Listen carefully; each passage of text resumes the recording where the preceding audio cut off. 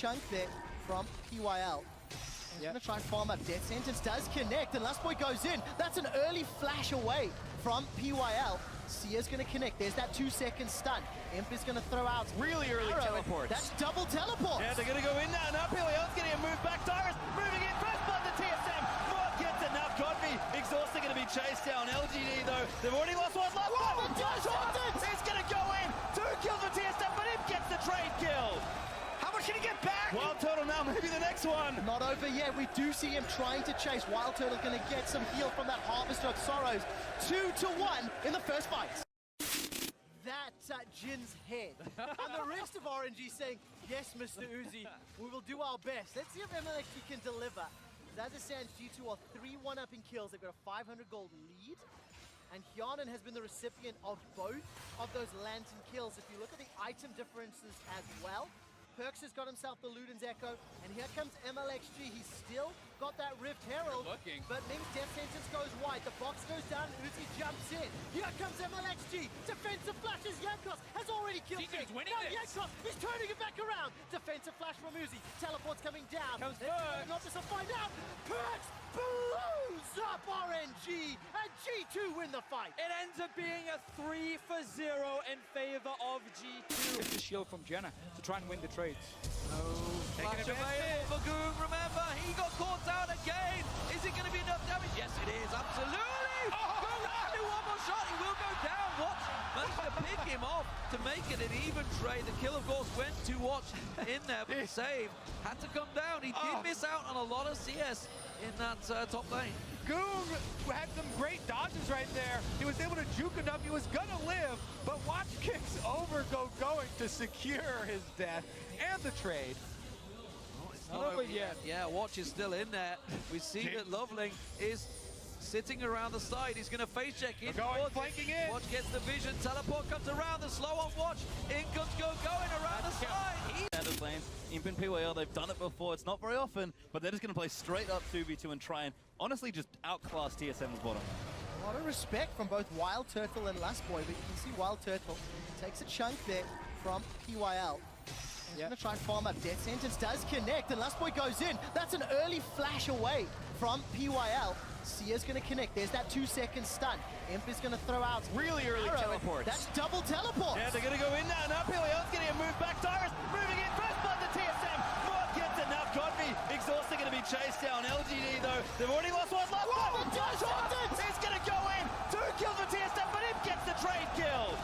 How much can he get back? Wild Turtle now, maybe the next one. Not over yet. We do see him trying to chase. Wild Turtle going to get some heal from that Harvester of Sorrows. 2-1 in the first fight. That's Jin's head. And the rest of RNG saying, yes, Mr. Uzi, we will do our best. Let's see if MLXG can deliver. As it stands, G2 are 3-1 up in kills. They've got a 500 gold lead. And Hyanan has been the recipient of both of those Lantern kills. If you look at the item differences as well, Perks has got himself the Luden's Echo, and here comes MLXG. He's still got that Rift Herald, but Ming's Death Sentence goes wide. The box goes down, Uzi jumps in. Here comes MLXG. Defensive flashes. Jankos has already killed Ming. Now Jankos is turning it back around. Defensive flash from Uzi. Teleport's coming down. Not just to find out. Perks blows up RNG, and G2 win the fight. It ends up being a 3-0 in favor of G2. It's the shield from Jenna to try and win the trades. Taking advantage for Goong. Remember, he got caught out again. Is it going to be enough damage? Yes, it is. Absolutely. Goong do one more shot. He will go down. Watch managed to pick him off to make it an even trade. The kill, of course, went to Watch in there, but the save had to come down. He did miss out on a lot of CS in that top lane. Goong had some great dodges right there. He was able to juke enough. He was gonna live, but Watch kicks over going to secure his death and the trade.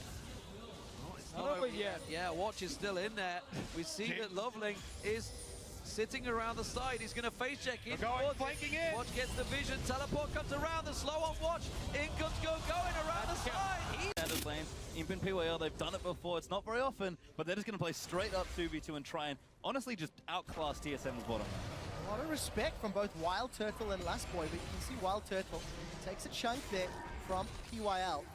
He's going to try and farm up. Death Sentence does connect, and Last Boy goes in. That's an early flash away from PYL. Sia's going to connect. There's that 2-second stun. Imp is going to throw out Really early arrow. teleports. That's double teleport. Yeah, they're going to go in now. Now PYL's getting a move back. Tyrus moving in. First blood to TSM. Mod gets it now. Godby, exhausted, going to be chased down. LGD, though, they've already lost one. He's going to go in. 2 kills for TSM, but Imp gets the trade kill. How much can he get back? Wild Turtle now, maybe the next one. Not over yet. We do see him trying to chase. Wild Turtle going to get some heal from that Harvester of Sorrows. 2-1 in the first fight. That's Jin's head. And the rest of RNG saying, yes, Mr. Uzi, we will do our best. Let's see if MLXG can deliver. As it stands, G2 are 3-1 up in kills. They've got a 500 gold lead. And Hyanan has been the recipient of both of those Lantern kills. If you look at the item differences as well, Perks has got himself the Luden's Echo, and here comes MLXG. He's still got that Rift Herald, but maybe Death Sentence goes wide. The box goes down, Uzi jumps in. Here comes MLXG. Defensive flashes. Jankos has already killed him. Now Jankos is turning it back around. Defensive flash from Uzi. Teleport's coming down. Let's not just find out. Perks blows up RNG, and G2 win the fight. It ends up being a 3.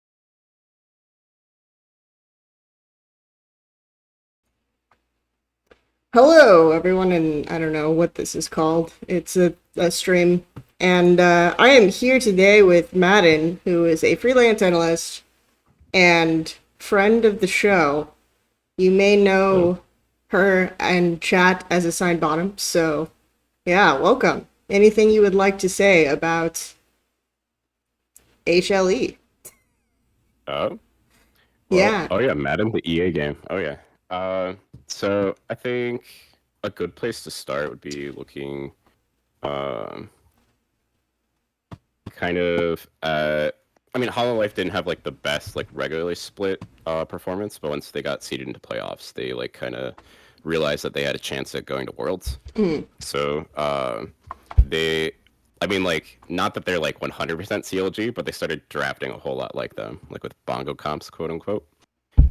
Nice. They just stuck Morgan on Camille or Renekton, so he got to cheat through lane, and then Chovy went on like he didn't play Ryze, but he played like Galio and a lot of like roaming mids. So he also played a whole lot more Azir than he like used to earlier on this season. So usually they're playing around top and leaving Def to kind of carry out bot. Okay. It's kind of interesting. Should be fun. Is there a game you'd prefer to start with? Just so that I either get the sense of how they were in regular season or, you know, how they actually changed? Sure. Honestly, don't have a good like regular season game, but jumping like just straight into because it's a little bit different of like how they started playing. Okay. But I think a better dichotomy would be to look between when people weren't specifically banning out all of their champions around this like bongo comp, like kind of the response came in from CLG and NA. So looking at them with the, like Renekton or Camille top lane versus without it is 2 very different teams. Okay. Interesting. So, you know, or were there any games where they just kind of didn't fight them level 6? And let them have their picks, or was it pretty much just they banned it or not? It was pretty much banned or not. In the T1 series specifically, you get a better picture of this because right off the bat they start banning it, and they kind of like later on because it was a full 5-game series. Okay. So which like no one really expected. So generally. Like once they went to go out, ban out Morgan in the top lane, then they couldn't like ban Chovy's like really easy picks to play around his team. So if you wanted to boot up the Nongshim series from regional finals, Just start with game 1. You know, I mean, I try to be a hipster and start with random games, so you know you have to be specific. we can go with one interesting thing is to watch the Camille into Jace versus the Camille into Kennen. Okay. So the Camille into Kennen was in the Nongshim series, right? The Camille into Jace was not. Correct. Yeah, they just ended up blind picking the Camille, and then they were expecting the Kennen. Okay, makes sense. All right, we'll start with this one. Are we allowed to flame Morgan? This is the question. You have to kind of decide. Is he a rookie? Am I wrong? No, he's not a rookie. Okay. Yeah. Okay. I just know that he's almost a protected class among the LPL casters. So, you know, they do not tolerate Morgan slander as WE fans. Well, I think it's better to say that they realized they had a problem and then they put in the effort to solve it. So it's not like just pure slander. You have a direction with it, you know. It's not only falls on the player, I think. Why is it that my YouTube just doesn't work very frequently? That's the real question that I want the answer to. Okay, let's try again. Alright. Kelsey versus YouTube part 6969. Fair enough. A long-waged battle. It is indeed. Oh my goodness. I tried opening new browser. I'm trying everything here. Guys, it's just... Do I have to turn on my ad block? Is it gonna make me do this? Is it gonna make me forsake all that I stand for? That's what's going on here. All that is holy. All that is good in this world. Okay. No. Settings. I'm just revealing all of my secret settings. I hope this doesn't matter. Okay. Maybe we'll just take this off screen. Oh, the ad started. Yay. Okay. I think we're good. Nice. Oh yeah, it's all coming together. It's good. We're fine now. Oh yeah. Okay. Morgan feedback. Alright. Email leaked. Yeah, I mean, my email is literally on my Twitter, so. Yeah. Not too much to speak about. Alright. Okay, here we go. Is there a bad delay on Twitch, or do you want to share your screen? There kind of is a bad delay, so I'm going to share my screen on Discord. Nice. Okay. I don't know. I'm not doing anything important. I just have... Oh, okay. I know why I have this feeling that I've forgotten something. You have to pick a playlist. That's why. Okay. That's the important thing. Well, Beans is out of the question, so where do we go from here? What's I the don't best know. pivot? This is hard. Um. Apparently Beans does still exist, if that's what you want. Ooh, let's give it a go then. Why not? I just feel like it's not the same Beans it was. It's apparently now hip-hoppy, so... Oh no. Thank you for the follows. Koaska. Okay, Sir Honkle Briff Vivalolo Koaska. Gabe is hiding in bush. Okay, you're here for LCK. Got it. Very subtle. Nix. 1. Very subtle. Okay. Alright.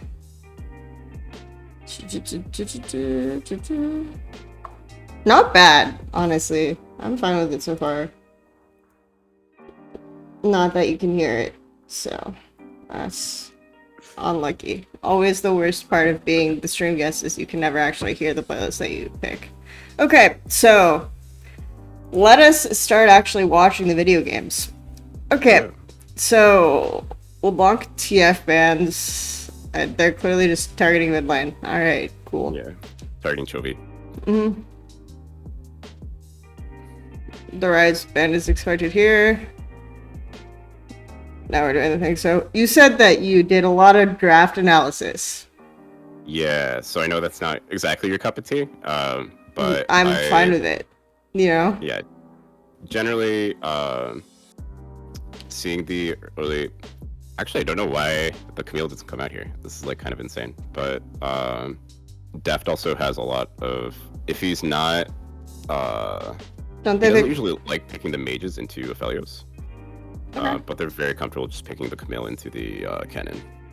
Okay. Yeah, I mean, the Camille to the Cannon makes sense to me. I think I I would expect them to pick like Camille to hold Camille for 3 and ban 2. That's like more typical. But you're saying that they usually pick Camille like super early. Yeah, like on blue side, they first pick it almost every time. With Renekton up, or do they 1 to 3 ban Renekton? Usually Renekton's ban. Sorry, yeah. Yeah, so that's probably why they did it here. Thank you for the follow. Full Metal Kite. All right. And then Usually one or the other is banned. Yeah. I have actually seen a lot more kind of mid, so I wouldn't be surprised if they still ban Renekton here. Yeah, honestly, I can't remember too much, but Well, now we'll know soon.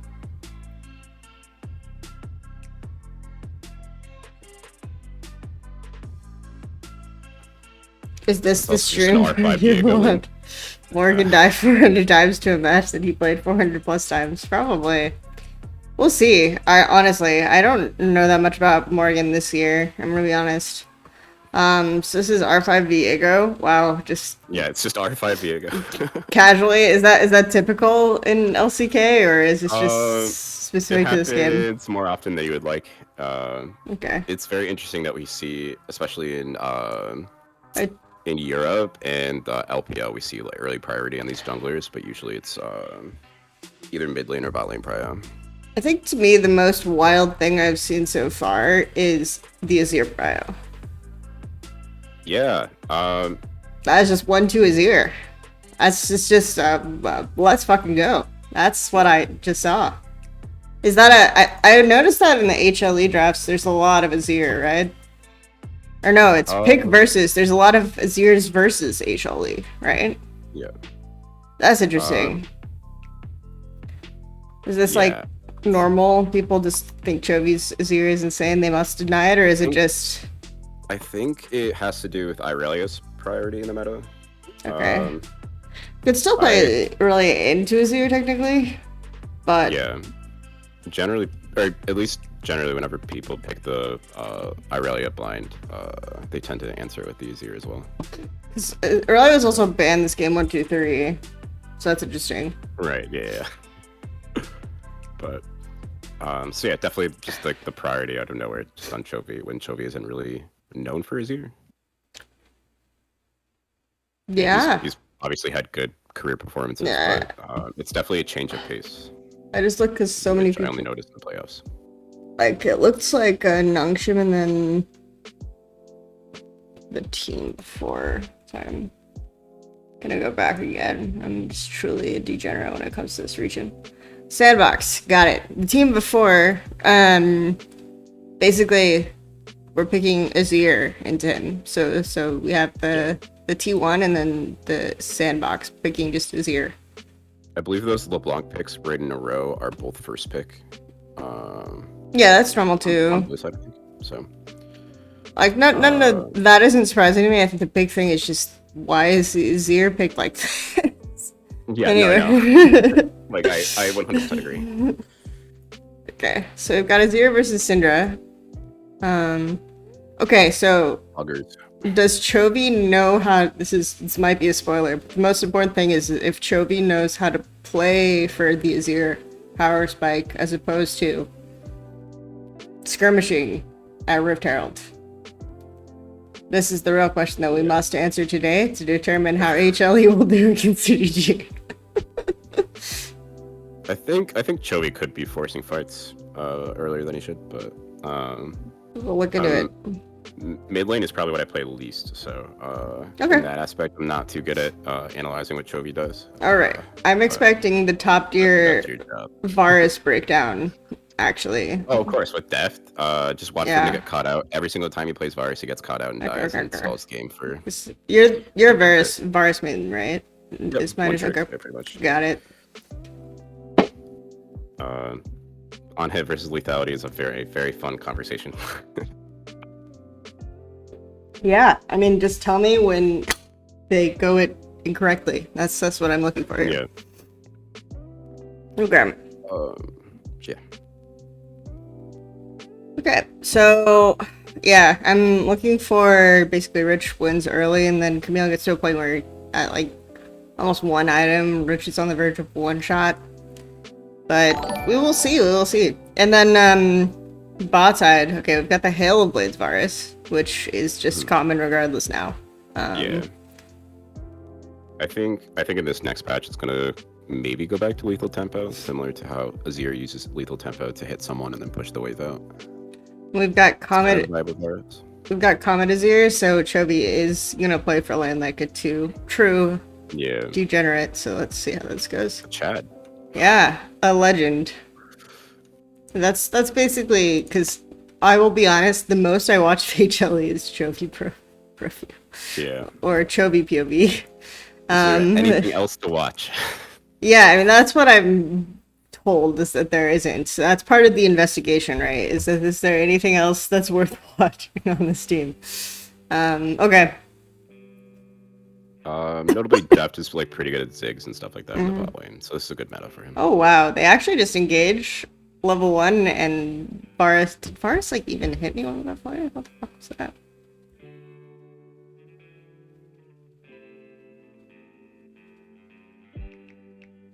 Okay, he does hit. Or not Varus, Thresh. Wow. Varus has Flay today, I learned. Kelsey, good job. Nice talking. Diego's gonna be... Looks like pathing down. It's surprising to me. Varus level 1 sucks. Thresh level 1 should prevent any shenanigans. Especially versus Leona. One combo that I didn't really think about in draft that's like pretty potent. Out of nowhere, Jamwan just started like first picking. I don't think it was first pick Camille, but it was like pretty early rotation on Camille, paired up with Trundle, just like hook shotting onto the pillar as they're slowed. It's kind of gross. Yeah. So they picked Trundle before the Camille. So in a way, they picked away the Camille, but I don't think they're probably thinking about it. So Varus Leona got level 2 first, which... Interesting. Also, Vista, he didn't play, I don't think too recently, but he, whenever they draft Viego, I know they did Leona before the Viego, but he usually pairs Rakan up with the Viego, because you can dash to the stealth Viego. Okay. Which is like kind of cool. Yep. Sneaky combos. Alright, so we are getting the top wave in. 315. Camille is not diveable unless Syndra is top, which it looks like. Chovy is playing correctly, which is sacrifice all health to try to get Prio, but did not succeed. Prio was not scared. However, mana was completely depleted. So, there's that. It makes sense that those resources would be taxed to the Syndra, right? Yeah, I mean the main thing, right, is just, I say this on the stream, this is probably like my 16th time saying it, but Azir's job is to make enemy laner as useless as you are in skirmishes by just auto-attacking, setting up a ton of W's, using Q, off cooldown, and then playing really, really insanely, and as long as you have enough mana for E, you're pretty much ungankable, so, yeah. Eventually turn the corner later on in a way that they can't. Yeah, you basically have to get to 2 items doing that, and it takes a while because your skirmish power potential on like 2v2s and 3v3 sucks.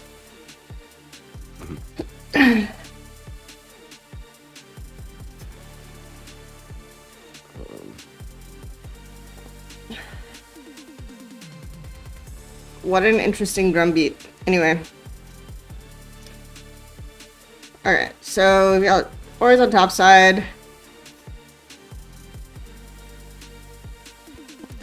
3 lanes of Prio have been secured now, more or less. And in case you forgot, this is LCK, so nothing's really happening. But nothing. Okay, so I'm setting myself up. I'm not doing 2 LCK VOD reviews this week, so this will be oh boy.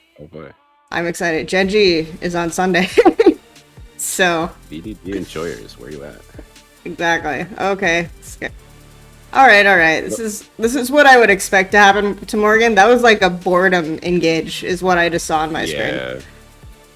Okay, so you know how I just lost my mind watching WE when they were basically not planning anything off of bot backing first, and yeah, I mean, Yeah, this is pretty. it looks like Rich was not calling like top volatile, and all they did was like fixate on the dragon. All right, nice. Why did actually? This is a really good question. Why did HLE start dragon there? It's kind of interesting. Yeah, especially with their bot like backing like that. Yeah, bot's backing second, right? And then Viego just is like, I'm gonna pull Ocean. Sick. Walk over a ward and pull Ocean. I'm gonna walk over a ward, pull Ocean, and then, by the way, Syndra has 2 crafting stacks. Yeah, and a cookie. I have no idea how this would end well for him unless he's just like, they don't know I'm here. He probably has no idea this pixel is warded, but I don't even know how this pixel is warded. That's magical. Was it Trundle warded? It's Trundle, yeah. Yeah. That's interesting for Trundle to ward that, if he did, though. Oh, no, it's Syndra ward. Okay, that makes sense. Yeah, Syndra warded. That makes more sense. I actually do like Nongshim's early vision. I don't like that they're not really doing anything useful with it. Like, I would just, it's like, oh, okay, Viego's on Dragon, he's wasting all of his fucking tempo to do this Drake. I would just go top. Especially if Rich is saying, like, oh, this guy inted, and now he's chunked. Yeah. Yeah, right here, like, Thresh should just pivot top. But that's not what happens. No, they just walked the dragon because they're like, what is going on? So Willer. Hey. Yeah, Willer, he leaves a little bit to be desired, but so do most Hano Life junglers. That's just kind of been the thing for at least this year. Well, Willer versus Inspired. This is the real question, and I feel like I'm immediately gonna alienate the entire EU fan base now. Okay, we're gonna go. Oh yeah, we'll come together. It's fine.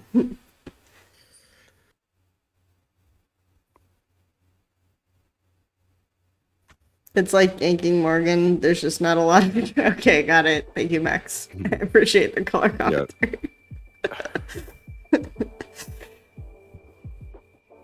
The main goal, right, for this top matchup is you don't want Camille to be in a position where she can get on top of you and kill you at, like, level 6, right? So...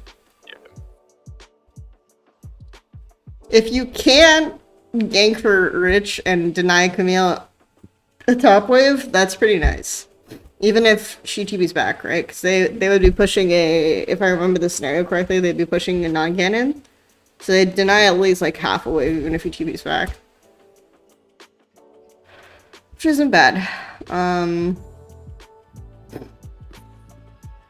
Yeah, if Morgan is kind of not really botching lanes, but like engaging for fun like that, imagine what he's doing on other champs too. You know. Yeah. Especially when like Renekton and Camille are his training wheels, so to speak. So you're telling me just full on functionality of this guy is like, I'm gonna level 6 ult into something and then people are gonna kill it. Is that what I'm getting? Okay, cool. With help from his team, yeah, there's very little solo kill action happening for Morgan. Okay, we're trying to stack bot wave versus Thresh, Aphelios. These guys are not diveable. We're back to... wait, what? Back to doing Drake. Wait, what? What am I... I thought that I assumed Nongshim just pulled this. It's bad for them to pull this, because then Varus, Leona get to stack this way for free. But, yeah, okay, so they don't. Alright, there's some sanity in the world. Aphelios goes to the wave so that Varus can't stack this and turn it into a dive. And... yeah. Okay. I'm fine with that. So they both... also fighting Varus level 4 is probably not the move. Yeah, I mean... well, they... again, like, they were on the Drake first, so it's mostly just, like, the concern of the stacked wave. So, I mean, I like that, both junglers just kind of wasted time. It just seems like Yeah, that's just what it is in LCK. There's very little like stuff dives happens. early. Okay, this is interesting. Top camp spawning, invading top off of the fact that they know that Viego's on Drake. This isn't bad. I'm okay with this. Good trade. This is not bad. Again, I'm praising the team that is not HLE, which I've done more than for the most part, this VOD. So it's okay. Yeah. It's okay though. I'm doing this unconsciously.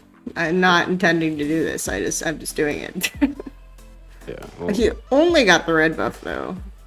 you can also ask Max who won the series. I'm sure he'll be happy to tell you that Nongteam did not. So. Yeah. So I guess like praising that. I mean, they deserve praise in my opinion. You know, they just didn't really win any of their regional finals games, so it's okay. But yeah, Duck Dog, Peanut, fun to watch. Nice add to the team. I just feel like it's a waste of time for him to only get red buff, right? Like he could have already reset, right? I guess I felt like they couldn't contest Krugs because he hadn't recalled yet. But Kennen plus Syndra can be there if they coordinate this better. Like they could do Krugs, then red. Wait. Alright, we're not resetting, guys. We're pulling Rift Herald on spawn. Rift Herald on spawn, baby. This is the Peanut behavior that I've expected over the years. I'm here for it. Meanwhile, You also see Willer pathing bot, so then Aphelios changes from going towards red to bot, which is kind of cool. excuse me, wow. But how did they back bot? They just back on no wave, okay.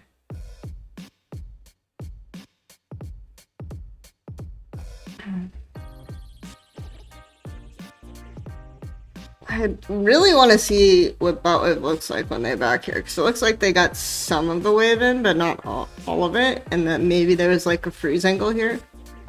If they like freeze for one wave and start stacking,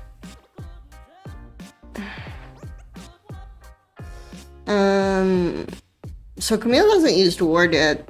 I'd expect like after this wave for Camille to drop ward out over a wall.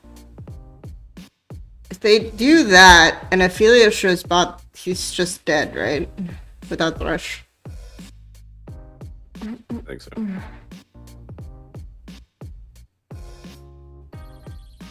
Oh no, he would have to then try. Okay. I mean, they know he's hid there because they're pinging. Which I would expect Trundle to at least be in base here, right? Yeah. Especially with like pot camps up and stuff. Like, it's like almost the same trade that Willer gave up for Drake they made for Herald. Did they trigger a plant? Is that how they know he's here? Like what's the deal? Yeah, okay. Yeah. It is a plant. Oh, is it plant? Okay. Yeah, they got the plant because he would have walk onto red buff, then they would know that probably the pathing timer is like weird. Yeah, but probably on Herald. He could be like walking to Krugs here too. Yeah. You're definitely right. So, but they got vision of him and they would see him walking towards Rift. It could be a bluff, but No, it's just a Fnatic death push. yeah, I mean, they did effectively deny. Did they deny any creeps? I wasn't paying attention. I was watching the map. They denied like 2, I guess, but that was more because of Aphelios' back timer than anything. Yeah. Like, he could have definitely gotten these, even if you know that they're in your bot jungle. It was pretty safe. Viper would have just, like, walked up and gotten the whole wave, and Thresh would have lanterned him out. Because Viper's a Chad. Viper is a Chad. I mean, he even EDG had... is clearly the best team in LPL, you know? He even had blue and white guns. Come on. Like, just get the wave, my dude.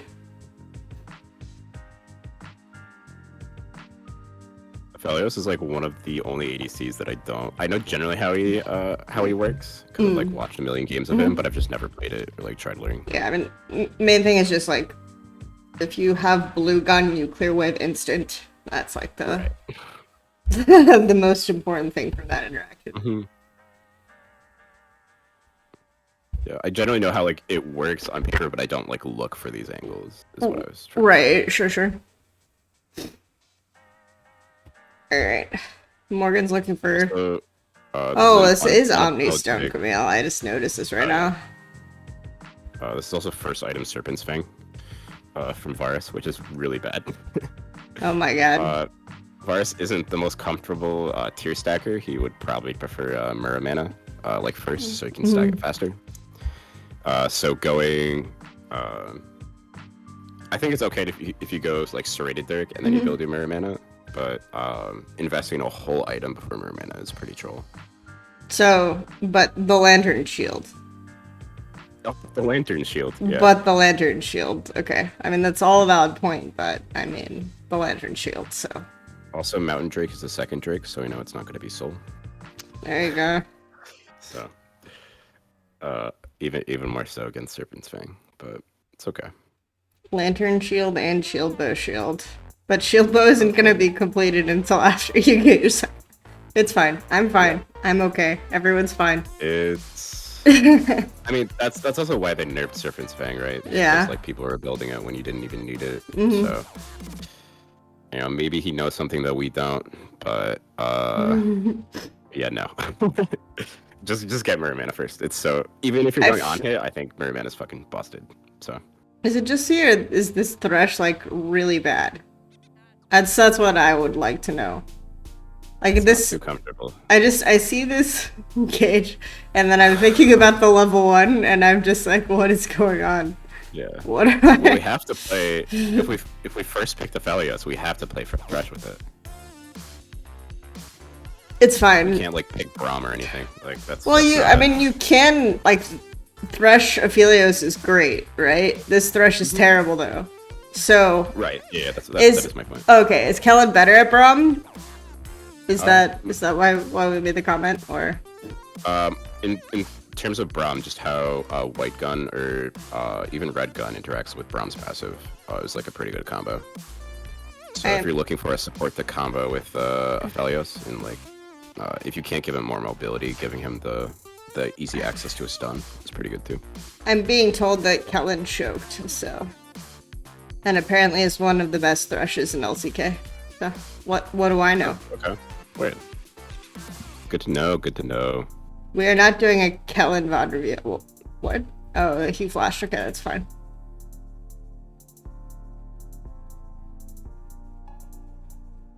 We're not doing a Nongshin VOD review because they didn't make Worlds, so it's fine. I'd be down now.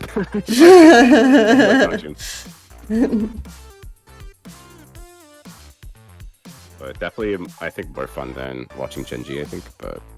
Okay, also, apparently he's a rookie, so I should not flame him. Oh, well, there you go. I'm being called out.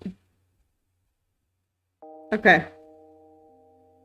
We got based on the rookie stream rules, which...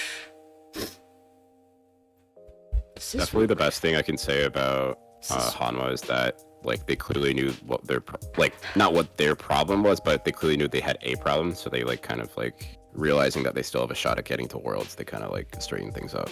Is this Riftchild even good? Or did they just drop it because it was expiring? I'm gonna assume the latter, because it's... I think it's expiring. Yeah, they had it for a while. And they're just diving it, too. Yeah, that taking Riftchild on spawn without backing decision just paying off in spades. Stonks, yeah. No plan for how to actually use it. Just no acknowledgement of the fact that Rich is just like destroying Morgan top either. Just, you know, casually playing the video game, walking around, meandering here and there. But did we evaluate the value of Peanut grabbing the Eye Herald and then getting all the back timers with it? Why back before Rift Herald when you can kill it and then get a faster back timer? Faster back, yeah. It's just straight science, The fastback isn't fastback abbreviation for fastened back, or is that something I made up? Fastback. Honestly, I don't know. I don't.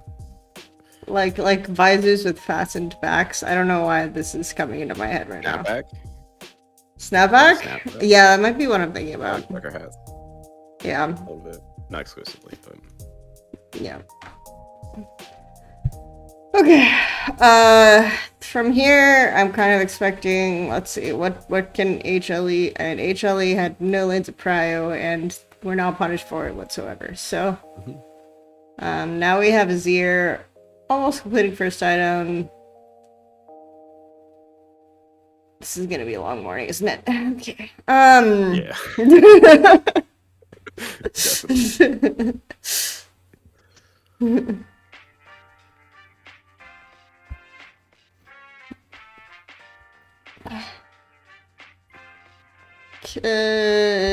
Transferred bot vision.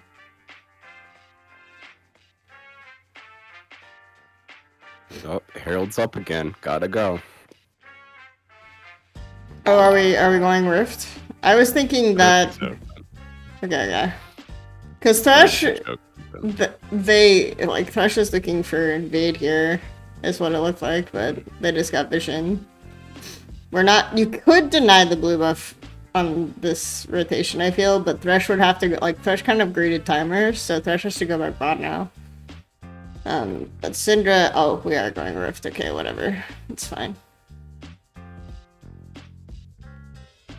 If they had gotten the bot turret, they had 3 lanes of prio and no one orchestrated a dive the entire game. I just want to point that out. Yeah. It's LCK, right? And if you don't do a dive, what even is the point of Rift? Other than dropping it mid twice if you're in LPL land, which is fine, I guess. It's still not my favorite.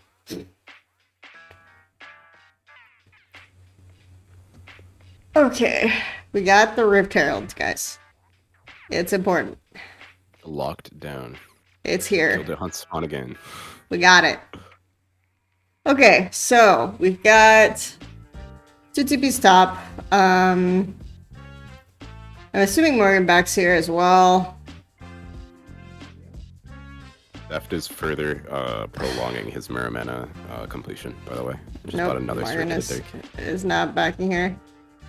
There's a lot of interest in getting vision around bot side, and so far we are stacking Drakes for HLE, which, that's okay. Because apparently that's how you win in LCK. You just stack Drakes and the person with the dragons wins because nothing else happens. That is my analysis based on this game so far. Oh yeah. Oh yeah. Yeah, I mean that's the point of bars, right? Is dragons. Yeah. I'm cracking the system. I'm watching one game and all of LCK makes sense to me now. Okay, it's all downloaded. I'm kidding, guys. I'm assuming there's a lot more to it than that. We're good.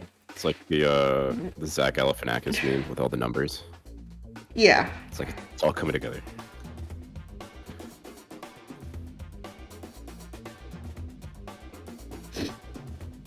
All right, we must all stand on mid wave to kill the sword. Also, that is important.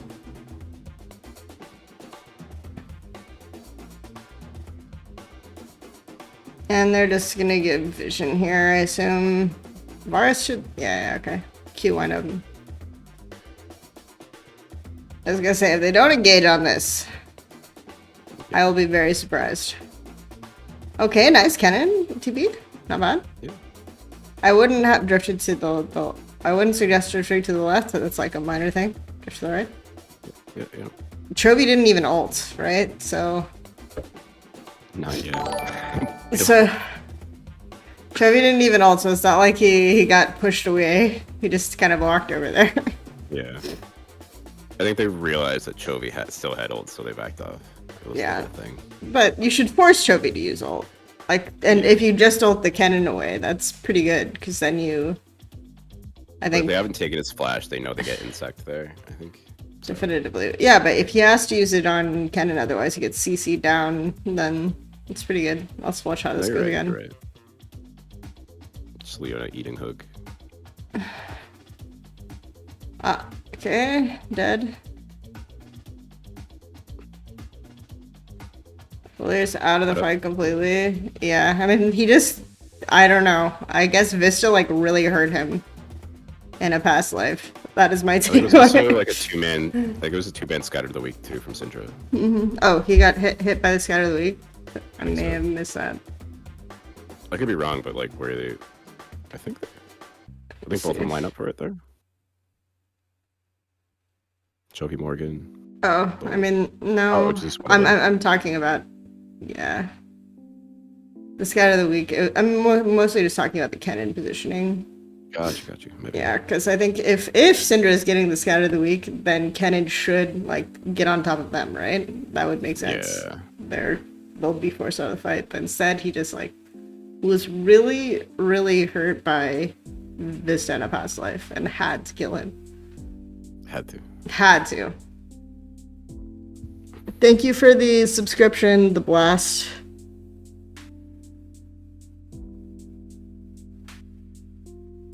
Veteran EU is apparently a big fan of the Serpent's Fang Rush, though. So. Yeah, that's what I was saying earlier, is that, like, they clearly nerfed it. I just think, like, you get a little bit more damage on Varus. On Varus with the Mirror Money, yeah. But generally, yeah, Serpent's Fang's pretty good.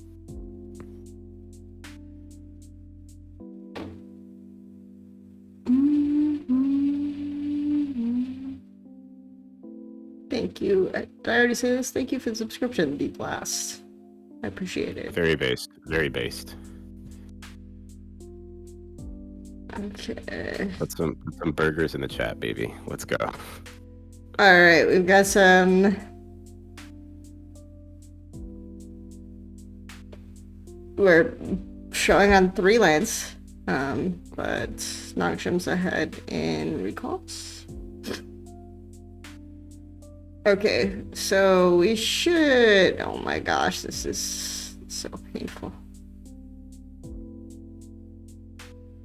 They can get away with contesting 3 waves at once because they know HLE is behind on back timers, but they should... So one person should catch this wave and then they should chip down. Because they have Shallow Vision on Baron. But instead they're just gonna, like, fog and wait for more waves to be pushed to them. Okay, nice. This is... No tempo was used. I'm good.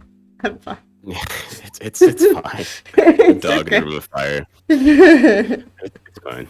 It's fine. I didn't expect it. I'm just here.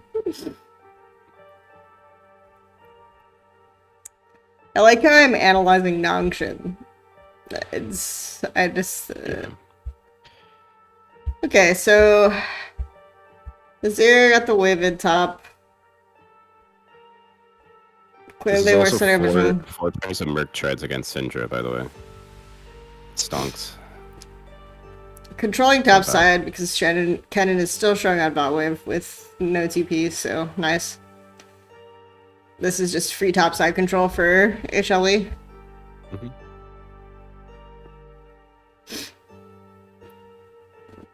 We are almost on the 2-item victory spike for Camille Azir. Do they, like, you can just pick 2-item champs in this region? Is that fair? Yeah, there's not a lot of dives or anything, so. Nice. I'm vibing. Also, Mirku will love Chobi's build. Biggest fan. Luden's into Cosmic. Yeah, I'm sure, absolutely.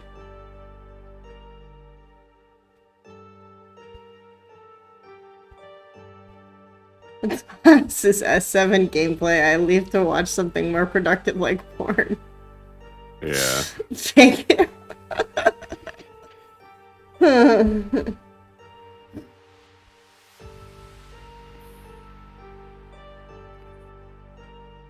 Alright then. Waking up at 4 AM for this. Yeah, exactly. Which is what I did.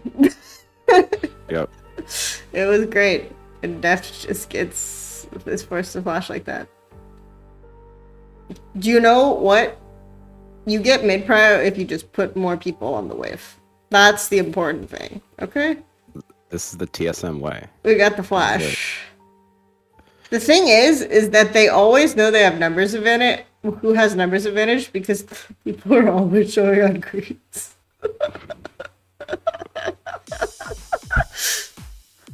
I'm good. I'm gonna have a great time at Worlds. Yeah. That's the great thing about global competition. Okay. Difference like these will not, at least be abused in that sense. T1 versus HLE is more exciting. Yeah, I believe it. Oh, it definitely is. Yeah, that series is. I'm sure Genji is even more frustrating, Chronicler. I'm looking forward to it. I'm strapped in. I'm ready to go. All right. I think Genji even returned to like nearly Redactin comps too. It's just like. Oh, nice. I don't think it worked out well for them, but at least they're doing it again. I don't know if I'm going to Berlin, but okay. So once again, everyone's showing on creeps, so we know we can just engage under tower and stand under mid tower and no repercussions. Okay, we are using prio to control bot side, maybe. Okay, no, never mind. This is still mid. This is all right. We're playing 2 lanes though, so that's the important thing. This is so weird. Like, I just, okay, just rationally, what does Leona achieve by standing mid? As opposed to standing even, like, in this bush near the Raptor camp. You just gotta get that, you just gotta leech EXP from your carries, You gotta do it. Okay, so we're shifting top side off of controlling bot. We know none of them are bots, so they're gonna try to match us top, which they should not do because we're on our, Camille's actually walking bot here? Really? Huh. Interesting choice.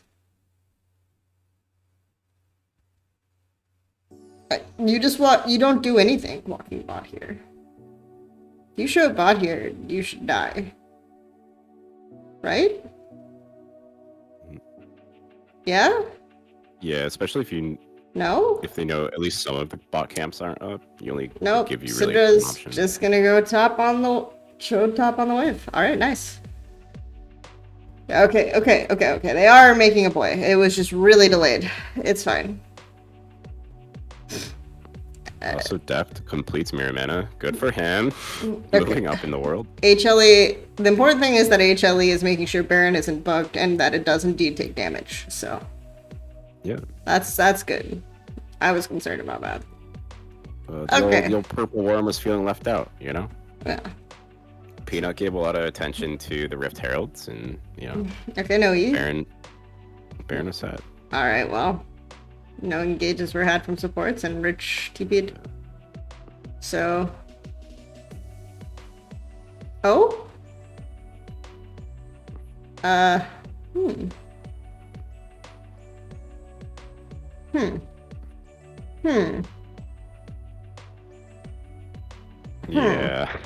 Yeah. And the important thing is that both top laners just kind of blew their engages, I think Morgan actually played that fight okay because he engaged on. They'll show it again. But Kennen once again, I think ulted one person and was zoned out of the fight, and HLE were allowed to space an open lane on mid and just hit people in the face, and they have their 2 item spikes, so they're fine with it. Turbo chilling. They're totally good with it.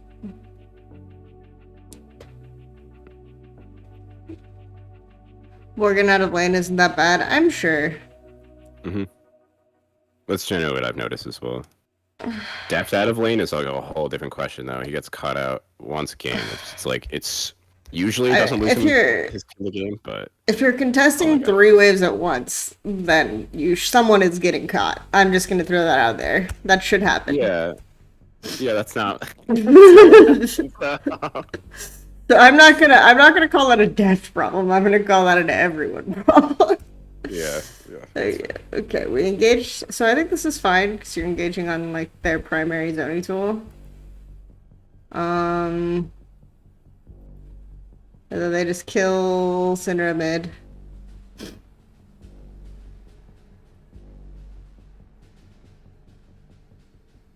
Alright, well, it's fine.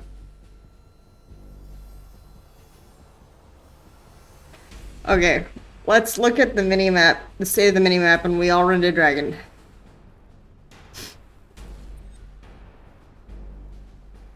If Rich has ult up, he is pushing that button. He does not care what the circumstances are. He is gonna push it. He's pressing R. Alright.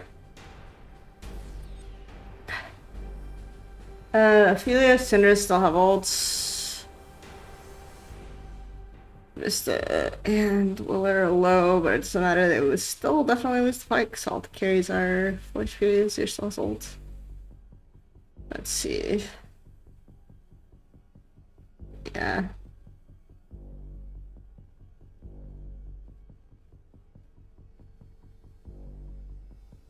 The Kellen flash. Oh no. That's tragedy. It's depression. Alright. We've got it. We got the bear rune.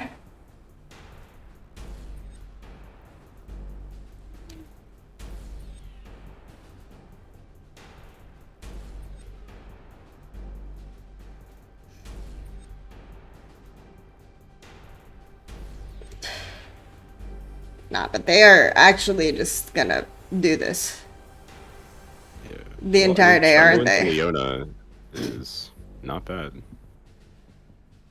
I'm more referring to like the map state, the map setup with. Oh god. They're actually just gonna play 3 lanes and it's not gonna matter the entire day. Okay, we're good. Yeah, I think this is the point where we can move on. It's fine. We're good. We're good. Okay. I think so. Yeah. Nothing else exciting this game. Okay, so what are we watching next game? Is it more of the series? Honestly, Nangjim never even like banned they banned the Camille next team and then they just leave the Renekton up on red side. They don't first pick it away. You said you wanted to watch like a Camille versus Jace game. So like did you want to watch the Sandbox? Yeah. Okay, sounds good. Sandbox Camille versus Jace. That's the only one I see from regionals. Yeah, it's either that one or watching the Jax game as well. Is like pretty interesting. Okay. Because like we could talk about Camille into Jax a little bit because like there's kind of a matchups interesting. It's like a great matchup for Jax, and then Jax dies a million times, and yeah, it's early for sure. It's more skill because you do a lot more damage with Empowered Q is Camille, and basically Jax is forced to fight you. Yeah. So if he's coming back, if he's coming back to lane with no stacks, right, then it's like, yeah, it's doomed. So, yeah. Well, we'll watch the Jace one because that's what you mentioned before, and I kind of want to see how they play it. Well, while I wait for the ad to fix itself, I'm gonna turn on my air conditioner. So one sec. Sure.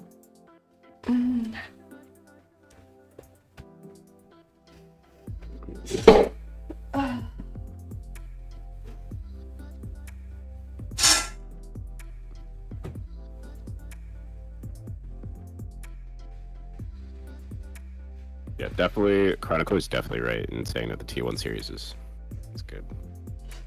Spam your burgers while Kelsey's gone. Oh, never mind. Okay.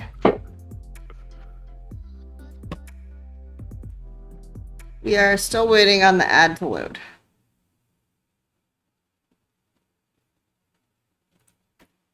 That's at 5. What a time to be alive. I love it. It's great. Okay, we might have to turn on the ad block. Let's see how this goes. Evasive Oh, okay, okay. maneuvers. Got it. We're good. Yeah, every time you start talking smack. they're Every like, time "Oh, I threaten the ad block, it fixes itself. That's just the secret, I guess.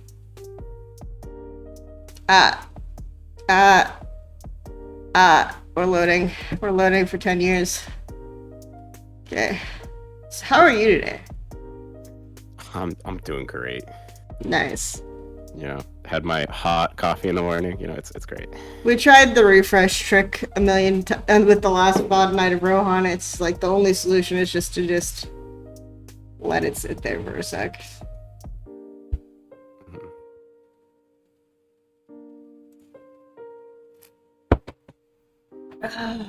Nope, we're not having fun. I wonder, oh right, we can't just go to Epic Skill Shot anymore. RIP. I don't think I ever used that. I'm not gonna lie. Well, they would actually have the VODs cut up, and I was wondering if the loading time would be better if we did that, but... Yeah. Might also be better for LCK. Yeah, but we can't use it anymore because LCK does not allow us to use them. So. Yeah, claiming everything, yeah. Hello. You can even claim LS's videos, I think, right? Yeah. Yeah. Okay, Aurelia and Rise. Like, I think he couldn't live view regionals for some reason. Now he can live view everything else. Yeah. Or co-stream, I guess. I'm one of the only people who actually unironically live views. Okay. Here we go. I mean, yeah. It's definitely helpful, I think. Aurelia LeBlanc.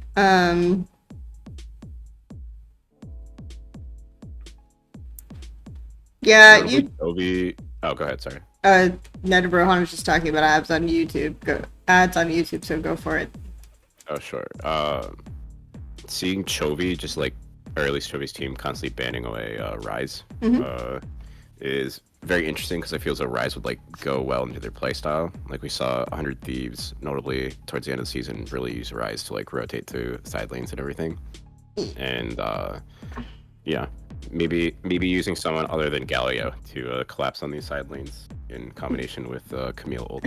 Yes and no, but they're playing 3 lanes, right? So if enemy team plays Rise and like hard shifts into one side, right, on the Rise side, I feel like HLE will just constantly beat down tempo, right? So I feel like Rise ban actually makes sense for them, especially if they're playing like a slower early game. Rise also can just like spam C-Pod on the wave mid and like guaranteed set up a dive on an opposite lane, especially if you're banning like LeBlanc. Right. Aurelia. So the only thing you would play into it would be like Syndra. Yeah, if there's Chovy's Rise leaves a little bit you know, to be desired for, but Syndra is probably a worse fate. I can't imagine Chovy Syndra's like horrible, but I don't think I've seen it in a while.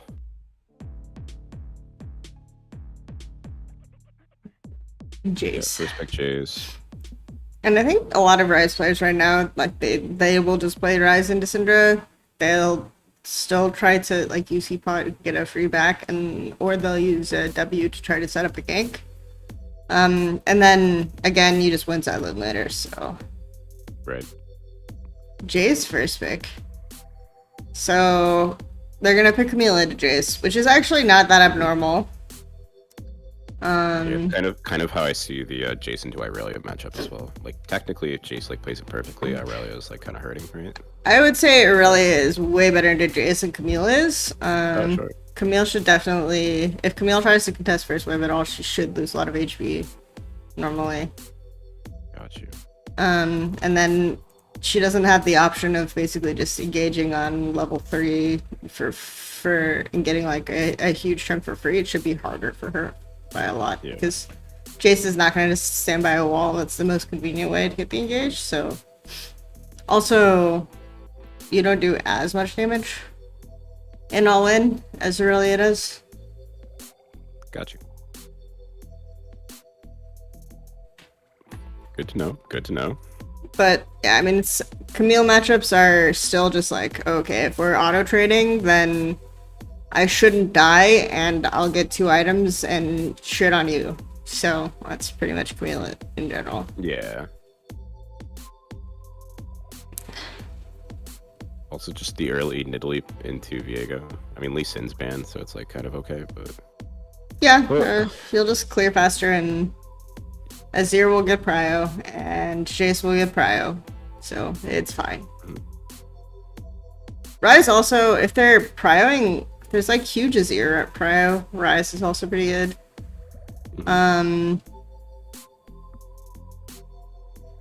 They like the TF though. Yeah, this is where Chovy just starts busting out TF Galio and plays towards side. It's pretty... That's nice. So this will be a more fun game to watch, is what you're telling me. Yep.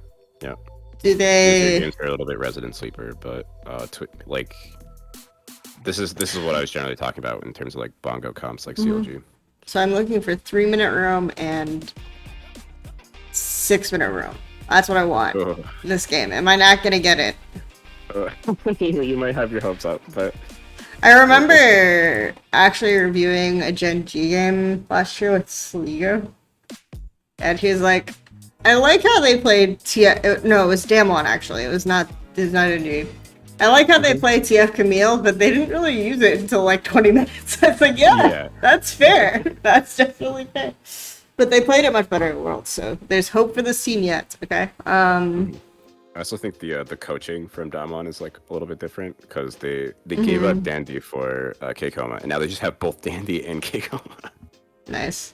Like definitely a coach diff for Damwon. So my favorite team going into Worlds. Okay, banned Clistavaris. We're not getting to the fun teams until later. We have to get through the HLEs and the rogues of the world before we can actually have fun. Do you mind me asking how often you play League? Sorry to referencing ranked game. I don't play often at all. I just was one of the rare instances where I had time and decided to play. Yeah, I definitely do a lot more watching than playing. Yeah. Coma Biddy Faker 10 LCK Spock.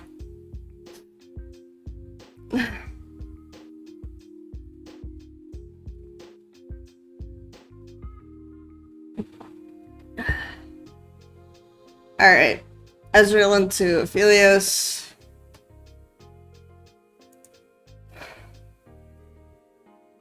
Just normal. Good for a 9131. Also, Thresh hasn't been picked. It's like a last pick Thresh angle. I think it might be either that or Braum.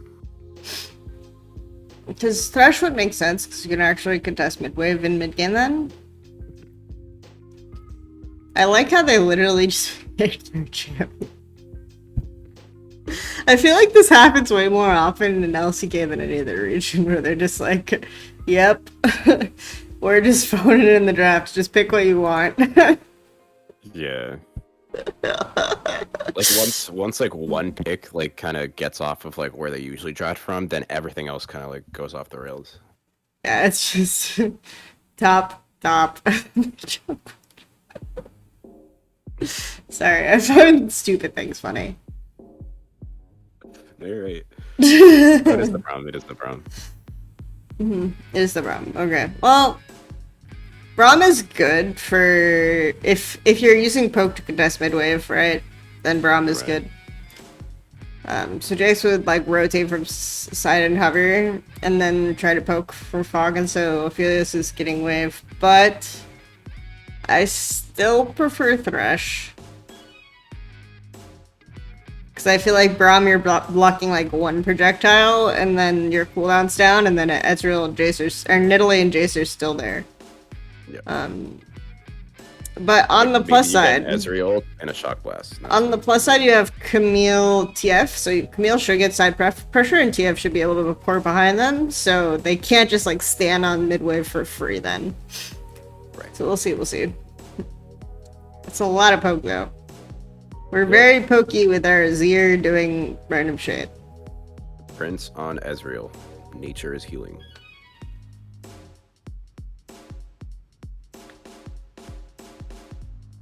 This is the Beans playlist. Busting it out. The beatdown. The Beans playlist. The Beans playlist. I'm ready. I'm ready for the Chovy 1v9 because I don't know. I felt very underwhelmed by the Chovy 1v9. Okay, we're gonna watch mid lane more this game. Let's see what happens. We are looking at Willer Viego very intently. Very intense. Very intently. It's on my screen. Okay, so Another game where they didn't really pair anything with the Viego. They just picked Viego to be Viego. It's kind of interesting. I mean, like, that's just kind of what it is. I'd be interested to see a point where Viego is like nerfed to the point where you're not like just blind picking it in every scenario, but specifically with the specific kids that you have access to, like Leona, like Syndra, I think different engage tools. Like on recent patch, it's at a point where you actually need lane setup for it. So I think now it's like in a decent spot. Yeah. We'll see. We'll see. I think definitely after 18 and 19 patches come through. Do you have to do VOD reviews for Riot EG or just for yourself? And I have to say, for the up to date on the game currently to do my job, I am doing VOD reviews for the most part for myself, so I can talk about Worlds, because I feel like if I want to be able to have conversations about these teams going into Worlds, I should be able to VOD review and talk about them. So. Yeah. I don't want to get like too into it because I don't want to be like one of those gals, right? But I've been betting a lot on like so that's why I've been more interested. So I see. Are you in the forest within Discord? I am, yeah. There you go. I don't bet with him all of the time, but some of them I'm like, yeah, you know, he has a good line. Decent picks. But following the drama around his betting career, especially towards the end of regional finals for LCK, was very funny.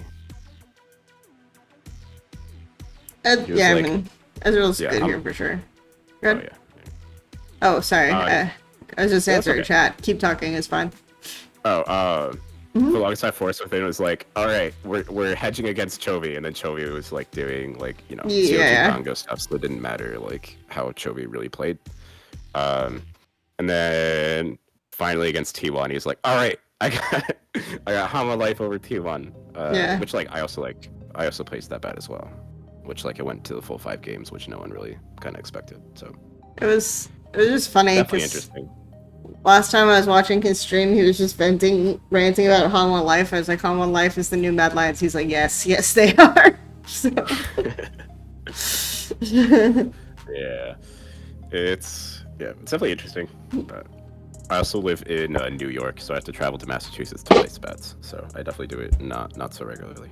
Ezreal does a ton of damage under Fire Master. It's just you have to actually play correctly. If you're on the mid, like the biggest thing about Ezreal though in the context of this game is like you should get mid prio more or less for free, right?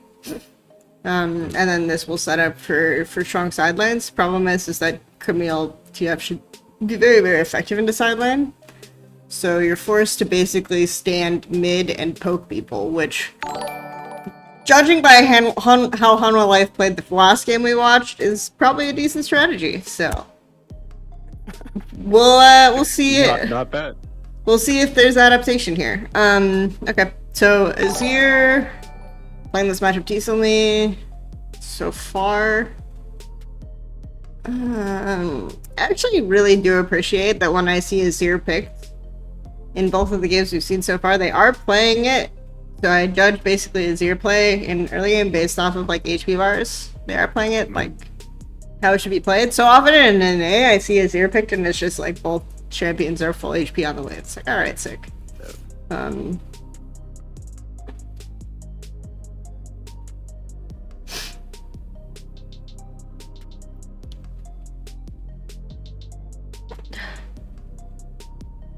Why do we have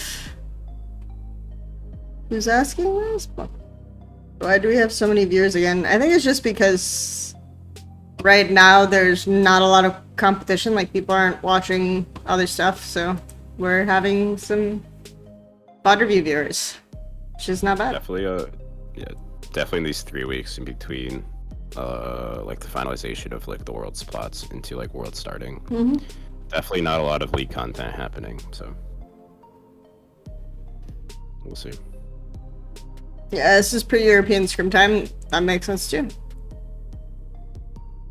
That's normally when LCK, LPL are on. When I lived in Berlin, right, that was always like, I loved just getting up early and watching LPL and LCK before scrims, preparing for scrims, and then, yeah, I mean, it was, the players were almost never up at but it makes sense because LEC is really late.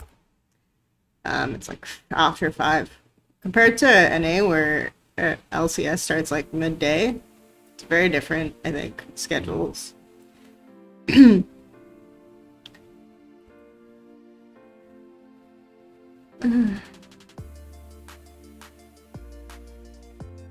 you can finish the night watching LCS, but LCS is super late, so it's probably the least convenient to watch. It's just like 3 a.m.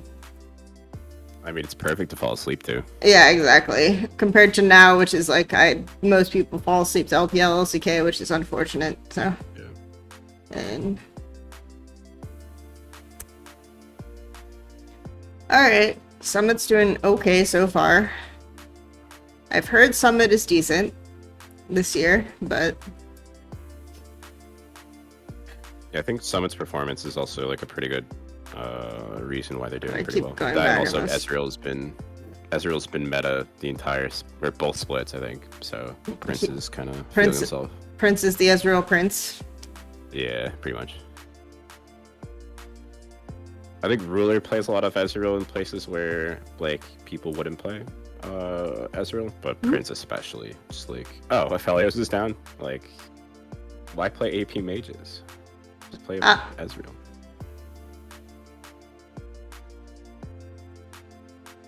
That flash from Deft. Good God. Yeah, I like Deft a lot as a player. I don't like watching Deft as a player. You don't? Okay, so it's kind of like an as a person kind of thing, or just or is it like the idea of Deft? Deft. Yeah. The idea of Deft. The Jinx win rate too is pretty. I always like banger. The analogy I always use for that is like, I like the idea of eggplant, right? Yeah. Eggplant is like such a cool looking vegetable, and it seems so, like, the texture is so interesting, like with the squishiness and everything, but it's like every time I eat it, it's like, it's alright, you know? It's like, it's fine. So it's kind of to be desired, I think. Yeah. Deft is kind of like the eggplant of League of Legends players. Clip it and ship it. It's an eggplant that has really good win rates in Ziggs and Jinx though. So Ziggs and Jinx. I mean, Ziggs makes sense based on how I watched him play. Was it last year? He was on DK last year, right? Am I hallucinating? What? No, he was on Dragon X. Yeah, not D. Sorry, I keep getting DK and DRX mixed up because it's the D and the X, and down one used to be DW. I'm fine. I'm good. Right. Yep. I know what I mean. He was on DRX. Yeah. Yep. The team that didn't win Worlds, but was people hyped up a lot in the spring, basically. And I remember like Ziggs being really, really good for that team, because they could just clear mid wave and play like hard to one side. But you would expect HLE to play similarly, right? Especially if they're playing like TF Camille, so we'll watch mid game this game and see what they do. This is nice. At least like top lane is more volatile this game. We did not get the 3-minute roam because Fade actually played engaged onto Chovy and forced to back. Right. That's nice. Like dove into the gold card or whatever. This is bad though. Like for Azir to back here instead of contesting this wave. How did Chovy get this back? Did he get denied a wave at least? Let me see this. So if I'm HLE here, right? What I really want to do is secure a recall timer for my mid, like here. So they should look to set this up, right? Especially after he gets engaged on. Yeah. Should be calling for mid play. Because he's clearly like trying to get his wave in for the base on this window. Right. And Leona just used timer. So if Helios holding this freeze here is kind of... What is... He's not holding... What? They hold the wave, okay. So I'm watching bot now. So I've clearly been paying so close attention so far. Of course. As this standard, it's like, wait, what's happening? And then I go back and actually watch. Well,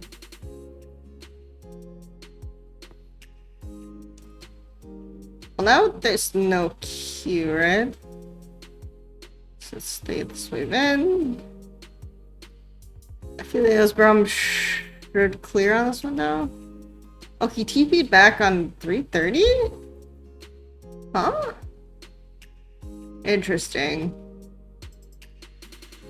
So he recalls here and TP's back because it's not a wave that you back on normally. Yeah. Yeah, again, mid lane's kind of a little bit lost. So, Let's see this. definitely letting the, like, you don't, if he's like really low on resources, like he has to wait for the TP. So Yeah, it looks like Azir, because Azir is playing this like pretty volatile, looks like, and actually winning out on trades, but Azir no mana here. So, this just tells me that they don't, like, there's not a lot of interaction between Chovy and Willer to set up good timers for bases. Which is a little concerning if your best player is your mid laner, allegedly. yeah. Because here, right, should be looking for base on the next wave. Normally, right? Like, the 4-minute wave, you get the base, you come back, then you're in a really good position to hit level 6 on 530. Look for roam, tell your bot and top to play super volatile. So he took the same trade again. Oh, I think this, we've just seen this exact trade on this window like 6 times. Yeah. Because I've gone back. So I don't know. Okay, we're good. Well, no, that happened before the teleport happened too. But, yeah. Oh, I did? Okay. Because we've been bouncing between both of them. That's why it happened like 6 times. My brain is dead. Okay. Yeah, it's So instead we make this bot play. So, and he doesn't have a good back timer now because he just backed and TP'd back to the wave anyway. So. right. Not, and he also is low. So this back is more based on HP retention. So that he can make a play. And then he shouldn't hit 6 on this next wave is my guess as well. Because he should lose like at least 3 creeps here. Right. 1, 2, maybe just 2.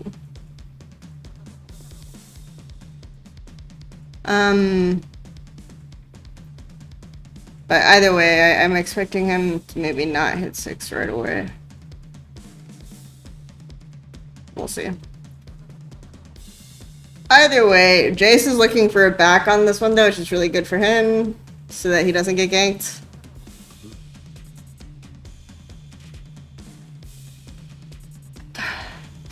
But bot is not so fortunate. No. Bot is not so fortunate.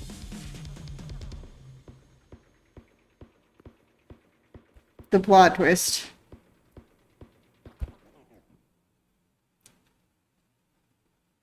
Level 6. Yeah. Yeah, specifically waiting for Morgan to hit 6 as well. Yeah, Morgan was definitely denied some creeps. Well, Sonic didn't play this one too badly.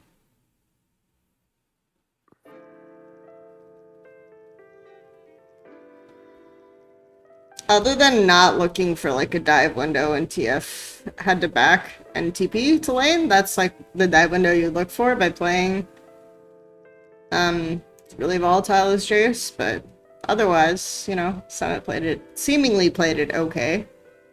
Are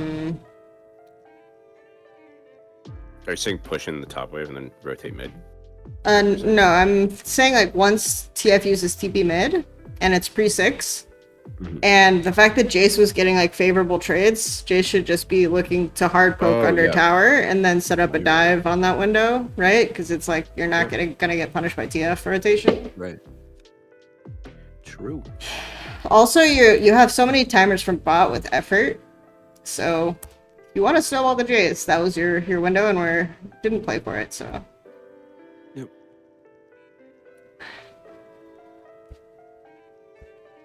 If anyone wonders, I just see the video game as a series of dives that can be orchestrated, and that's literally my view of the game. So. It's instead of the road not taken, it's the dive not taken. Yeah, that's There you go. that's my Robert Frost poem right there. Yeah, gonna write a manifesto soon.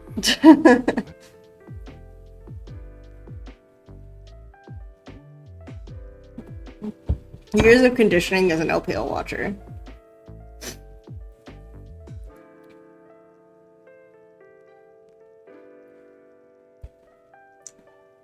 You are either diving or thinking of the next window you have to orchestrate a dive.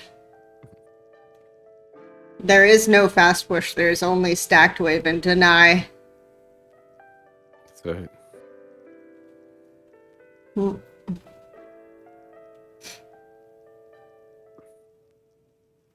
Okay, well, Rift Herald is up. We have timer from bot technically, so... Alright, we gotta do it again. We gotta go back. 7-minute wave. This is important, ladies and gentlemen, and non-binaries. This is very important. Okay, so 7 minutes. We have a cannon wave in the middle of the lane, okay? This is important. Let us see what bot lane does here. Alright. So we have Diego on bot side. Nidalee is pathing up. Should be looking for recalls. We are ignoring Dragon because that is the way of the world. No one gets a wave in on this window. Okay. Alright, I'm underwhelmed.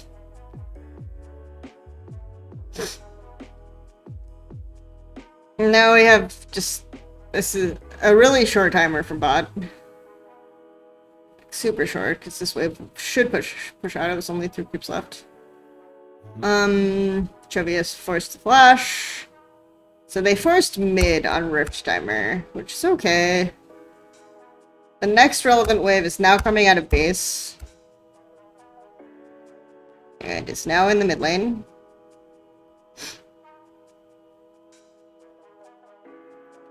Bot is forced to back. Braum. Road. Both sports go top here. It looks like Willie wants to play for this Rift. TF has ulti. But if you want to make a play with TF, you need to go mid first here. Azir is functional. Yeah. Leona's out of base. Leona's out of base first, so Leona is just giving this wave and rotating without level 6, which is fine, I guess.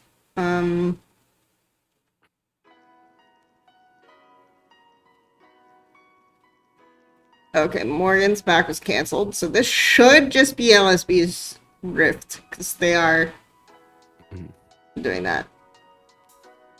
Meanwhile, Prince no mana bot lane has cleanse though, so probably still not a realistic dive window. I just want to see.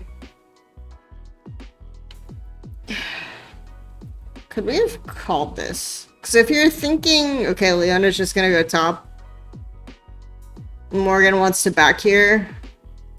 The wave is the way it is. Camille no TP. Mid. has prio and we didn't play for mid prio. Like, because normally you would send Willer mid here. And then shift pressure top if you want to do this fight. Braum is coming late, but that's okay. Leona doesn't have ult. But if we're not doing that and we're just playing for Morgan's back, then can Braum just like either stay bot or go straight back bot and be looking to set up a wave that we can deny with TF ulti when Azirion's stop for Rift? And the answer is unclear, because I can't see ball wave, so. We are diving anyway. We're going for it anyways, yeah. Interesting. I guess you can dive if you, let's see what his guns were when they called this one. White, red. Red. Red, white, and ulti. I guess he used cleanse. I mean, this is fine. He just has no E. Cleansed before gold card? He didn't. Oh, he cleansed the ignite damage? He cleansed the ignite, yeah. And he didn't. Is there? He didn't flash. So, yeah, I guess he cleansed the ignite before the gold card. And didn't flash. Okay, sure. The dive angle comes through. Yeah, I mean, I don't think that should happen. But that's okay. It did. For Ezreal. Yep. Yeah. You say you think League is moving away from having unique identities, but Vex exists, everyone. What is Vex? I don't think I've ever heard of it. Vex? The new champ, right? Oh, right. Yeah. Okay, well, that's unfortunate. We had to replay that again. And we just transitioned immediately to top play. Yeah. Willer got the kill. So, from what I've heard so far, Willer and the Morgan are the worst people on this team to have kills on. So. Yeah. But, and when Viego is like a thing, that's probably not a great thing to have as an MO for your team. But and the only window we had for a Chovy ult was secured by the fact that Azir leaned top when Rift Herald was free because they canceled Morgan's back. So. we're just killing Jays. And it was on an Ezreal that didn't flash and didn't cleanse gold card.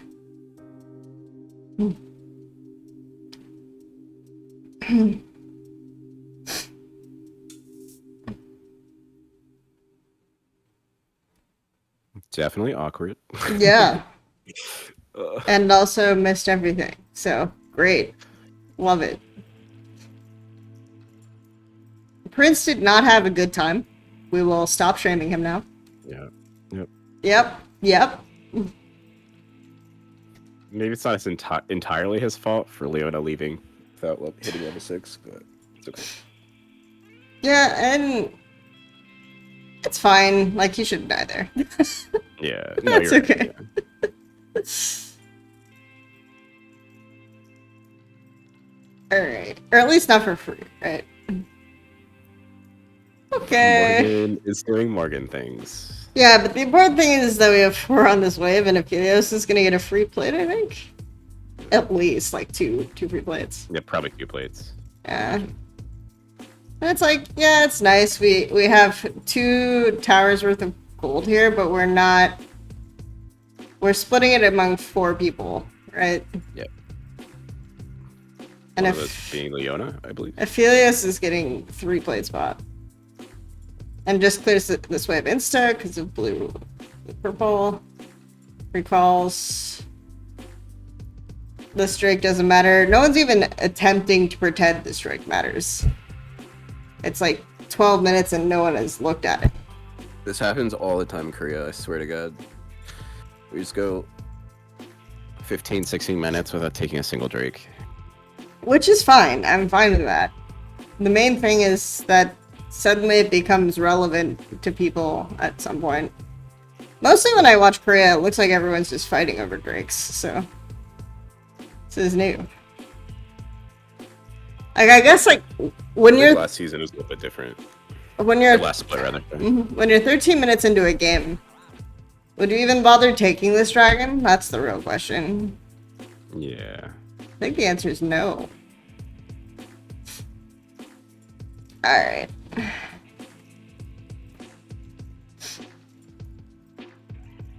Is HLE trash? That's what we're figuring out today. That's what we're learning. I think they have a lot of redeeming qualities, but I don't think against top tier teams they can stand up. Will they make it out of point? That's the most important thing. No answer. Okay.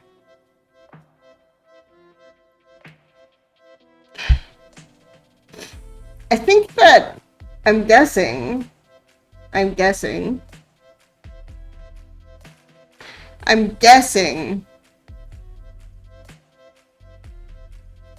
that they'll be fine in playing because I don't expect there to be a lot of action, but I haven't done my playing team VOD review yet, so let's see. I think play-ins they'll be fine, kind of how LGD did. Yeah. Maybe I'm getting the team wrong, but like drop some games, but get out. Yeah. It was like last year, notably like the kind of dark horse of it was PSG coming out of nowhere and kind of clapping people. Am I gonna do a World's Top 20 list? I'll probably do like player tier list. I was planning on doing like betting odds, like predictions and stuff like that. So based on I mean, just doing rules. analysis of all the different play-ins and stuff, and then like figuring it out from there. So that sounds interesting. Yeah. I'm gonna wait for. I'm gonna do like a general overview of like players, and then wait for the actual like drawings for the groups to be done. We're recalling bots, so we can actually play 2 lanes here because the series showing on with. And Camille could just go mid here. It's kind of fine. Yep. I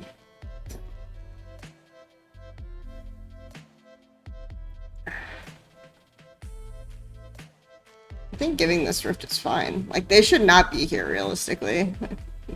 Except for, I mean, Summit not getting ulted. And I like this. I like them being okay with giving rifts and trying to play for bot T2. Yep. Camille being top here is okay. Like, someone should probably get the wave so they just can't, like, threaten being up tempo, but they should allocate more resources bot and hard shift here, like TF. Just get one wave, Morgan, and get out. That was your job. It's your one job. And now LSB is overextending. Okay. Wait, Morgan just walked to the death. It's okay. Oh no. It's okay. But I liked the idea. They just didn't really have a wave to play on for Batsy 2. Like if you don't have a wave to play on, then you do have to have someone catch the wave so that they don't just like drop rift. So at that point, maybe you just recall as bot if you aren't going to be able to set up and play on this wave. Also, TF is probably better for catching the top wave.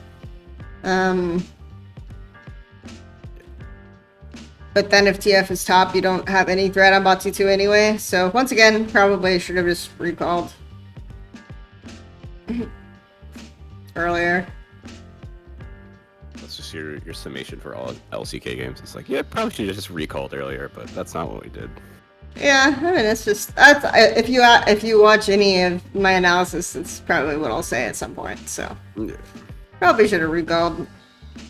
Recall and match, like especially when enemy team is up tempo, which if you're grabbing rift, you're probably almost always up tempo. If you had a bigger wave bot though, then I think it's worth it to like hard trade and take the T2 and then recall, but they didn't really, so. Also, this Aether Wisp from Chovy. It's like a Lichbane second angle. But I liked that they were thinking about it, I guess, to put it this way. Like I think that's like better macro than rogue, right? So yeah, like generally how they use TF and like at least threaten the possibility is like definitely a little bit like it wasn't a real play, but I like that they were thinking that it could be, right? Yeah. And then this was nice too. Like they have their like up tempo here, LSB greeted.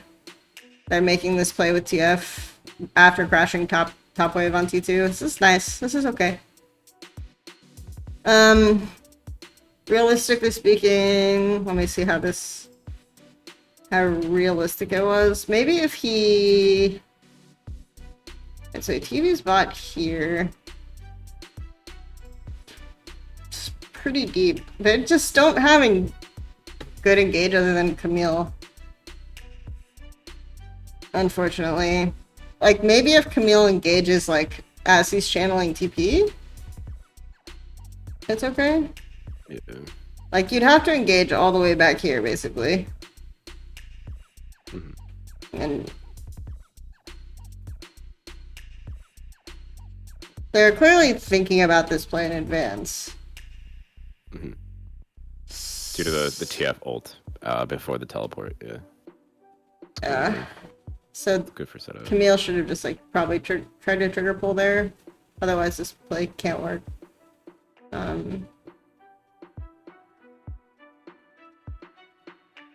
Wait, what? Oh, okay. Okay. So they're trading tier 2 top for Drake. Oh no. I mean, they're forcing a 0-2-B. I mean, this is nice. This is fine. I don't mind this.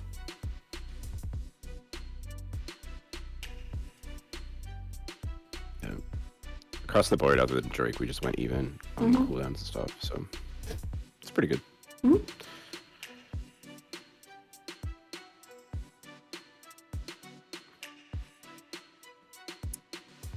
But they also did, like, they set up pre-Drake, they set up the wave, which is, like, what I always talk about on the LPL I've used. Like, pre-Drake, they set up the wave for a trade play and then actually threatened it, which is nice, right? So... Especially if it's, again, like, I don't want to harp on this too much, but it's 20 minutes and it's second Drake, so... Don't mind giving it up. It's kind of just like an objective that's there so that you can play for tempo. Yep. And if you know LSP is going to go for it, then may as well just set up top play.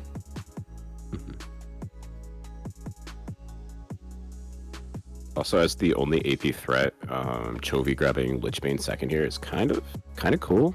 I don't know if it's like 100% good, but I can kind of see why he's making that choice. When normally you would go Rage Fire, or Rapid Fire there. Yeah. I think...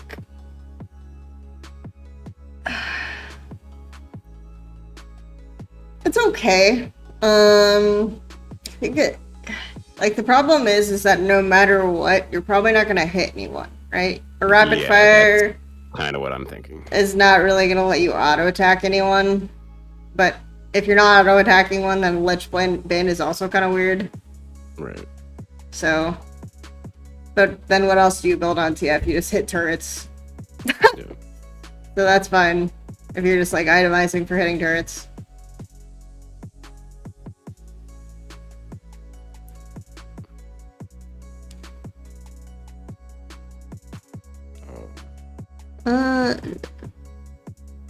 I'm always happy to see TF though, just because it's like getting like the perfect information with your ult is always like a very interesting like thing. Why don't you? Oh, go ahead. Sorry. Oh, someone's just asking why don't teams pick Caitlyn into Aphelios? I think like Caitlyn's okay into Aphelios, but you're not usually setting up team comps that work well with Caitlyn, which is like really open siege. So Caitlyn just doesn't feel very good thematically right now. Anyway, continue. Oh, sure. TF's ult specifically giving like perfect information like that, being able to see like imagine if this was like poker and you just get to see your opponent's hand. Like it's very, very hard to balance in that instance.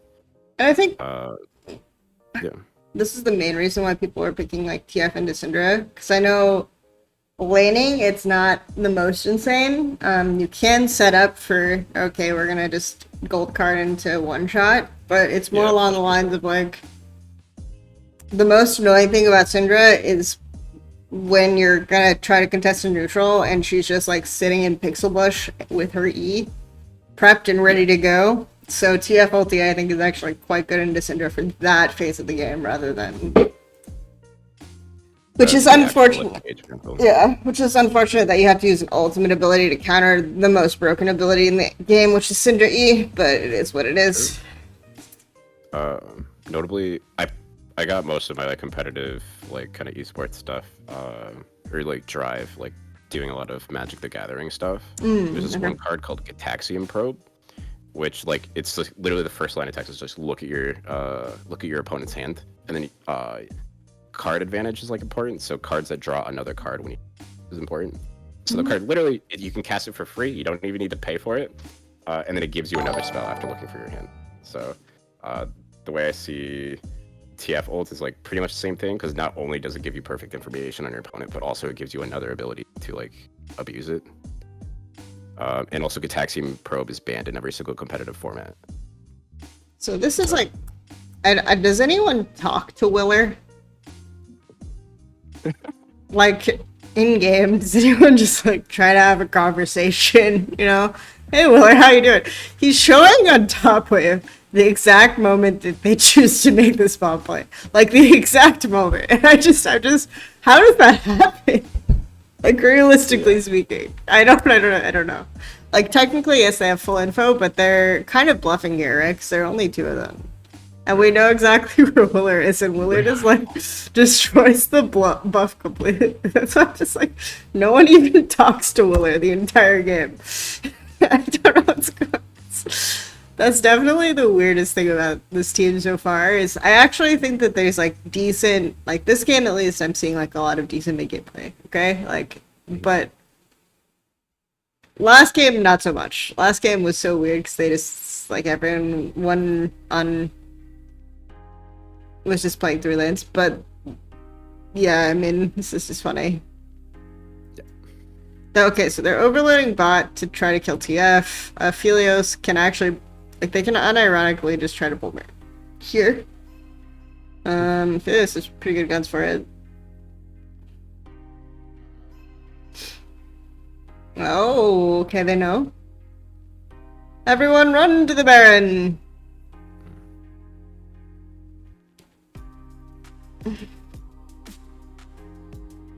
Oh, okay.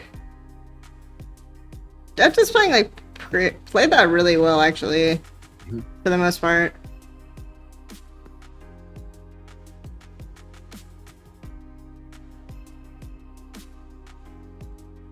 Yeah, I do like putting out when he gets like hot and stuff, but generally like there's a lot of upside to Deft, you know. There's a lot of downsides too, but you know, And you don't need to be a negative Nancy. This is nice. Like, people died there, but it's no one on LSP was addressing whiffs. We just pushed out all the way. We got bot T2. Isn't that bad?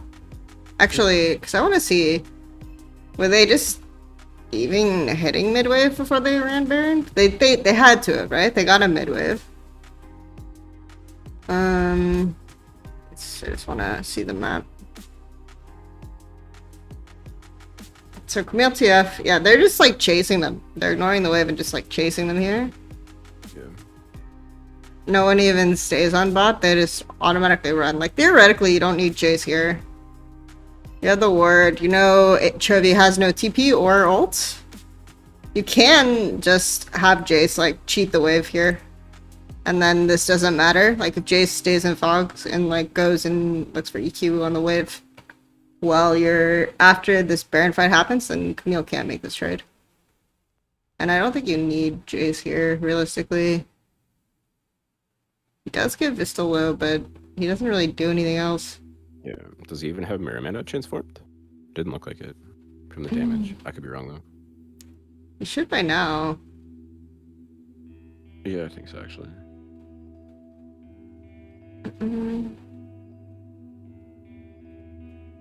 Oh, yep, for sure, for sure.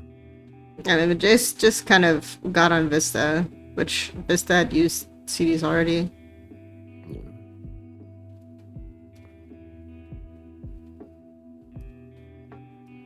But definitely Hanwha got a lot better at playing the map.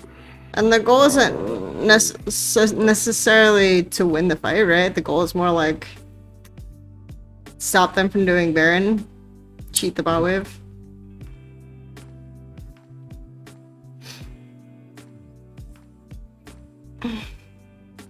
Because you don't want to hard commit into an Aphelios comp with like very low CC. That's not. Especially when you just use Leona ult to try picking off Chovy. Because you have like Nidalee Ezreal, so you can just even poke them while they're pulling Baron. Like Baron was still like half HP. It's okay. And yeah, the Jace had TP, so it's all good.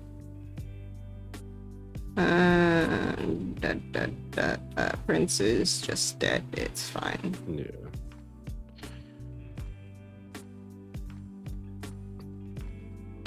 Meanwhile, Morgan's just dutifully hitting the bot wave. All good. So we just bait Baron here, right? And let Morgan push. Or waves aren't too good for him. I don't know.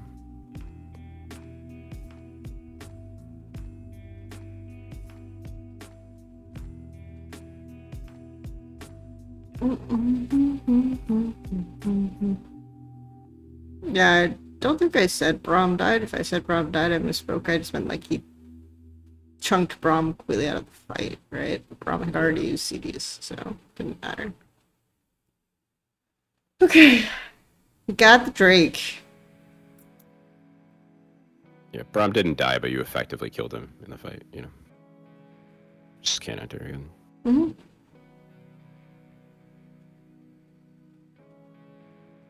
Is this just a Willer steal angle? This is just a... Just a deft 1v9 angle. This feels like an academy game. When in doubt, pull the Baron. Literally a deft 1v9 angle. When in doubt, pull the Baron. I mean, if you're all standing in pit, yep, Helios is really high value. Yeah. It stonks. Oh, Freeberry thought Braum died? Okay. He had to fleesh. Alright. Prince just like casually on bot wave. On the mid wave. Normally you can buff like that, right? And TF can't ulti because no one's showing except for bot. But TF just like decided to ult to see if he was the only one on the wave and had no friends. And okay, we get the depth review. Okay. Yeah, I mean, when you're not using your range advantage as a poke comp and all standing in Baron Pit and have one form of CC, this should definitely happen. So, enjoy Aphelios life. Yeah. What's the worst team comp out of no AP, all AD, no tank, no engage, all short range? I'd probably all AP. Or all AD. Yeah. Yeah, no AD. I mean, it's probably the worst.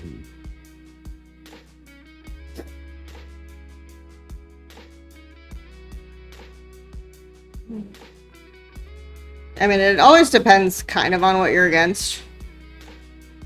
Because if no one can itemize MR or Tenacity, which at this point doesn't really exist just because of rune choices, etc., then...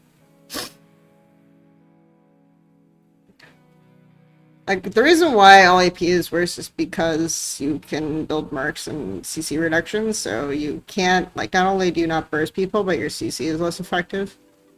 And then a lot of AP champs have burst and don't really have a lot of sustained damage. Whereas with all AD, like, if you can prolong the fight, there's that, but if they have a ton of... If they have, like, a ton of CC and everyone can build tabbies, it can still be pretty bad. No CC, no engage. There are a lot of comps like that you can play out, but If enemy team has really good engage, it becomes harder, and you just have range. If you have a lot of disengage, it's okay sometimes, but there's very few disengage that isn't also an engage.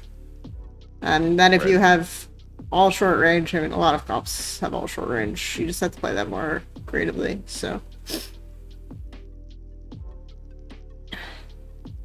Bam.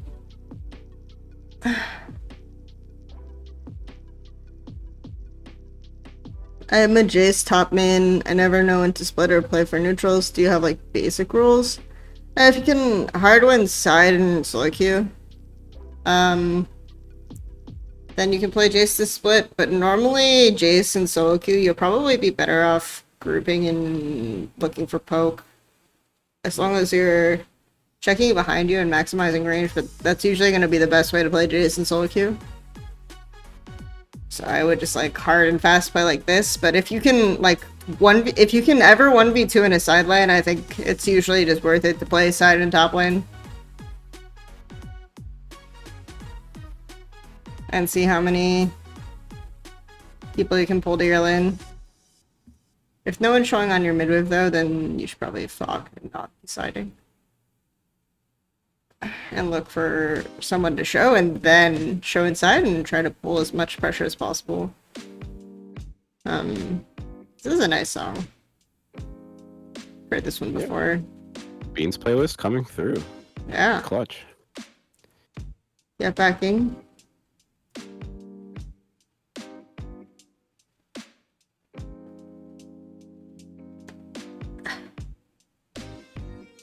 Where?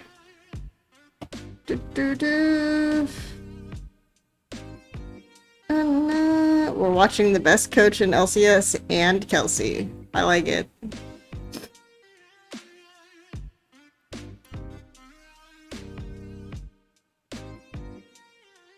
Yeah, I mean, I think this is a lot better than the other series we watched.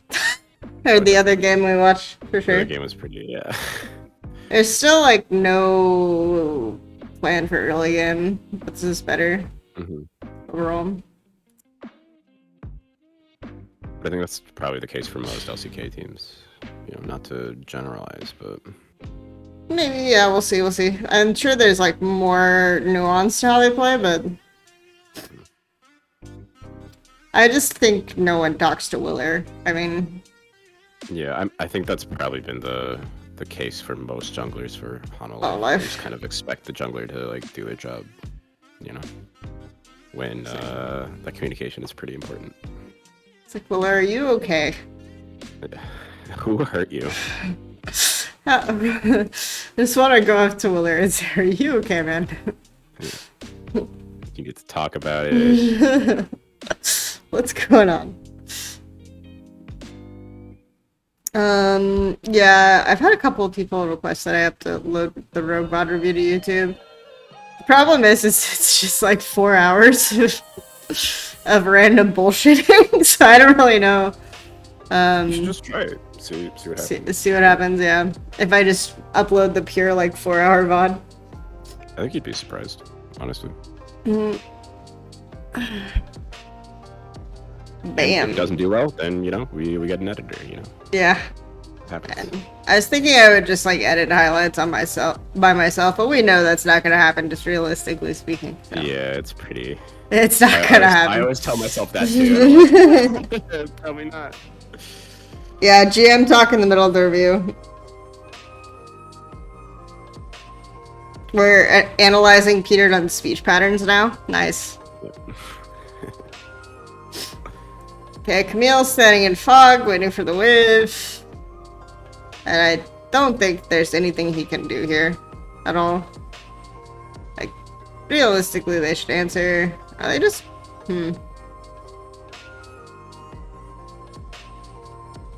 There's no wave, though. They just ported there, and there's no wave. I feel like pulling Baron here is not ideal. Yeah. You just get poked. Because... They're kind of buying time for Morgan. They're buying time, but there's no wave bot, so... Realistically speaking...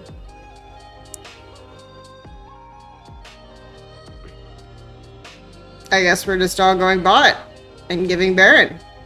Okay. Sure. It worked. Checkmate, atheists. Yeah, right. Where's eating at?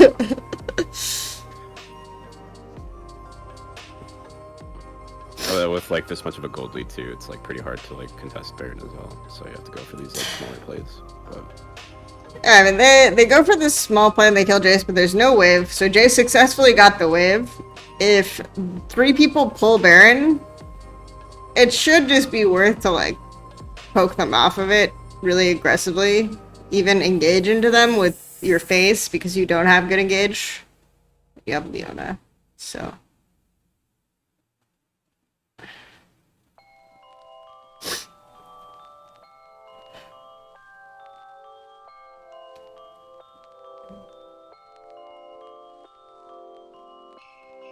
At a certain point, you're making a sacrifice. Is that sacrifice Baron or your bot and head? I think it's fine if it's your bot and head. Especially since there's no wave.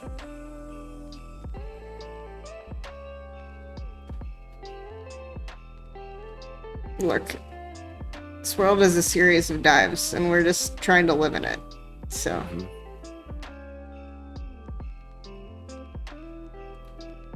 Okay, I'm fine with this. This is a lot. This is more enjoyable than I was anticipating, so we're good. Yeah. LCK is a little bit like pulling teeth, but not too bad. It's okay.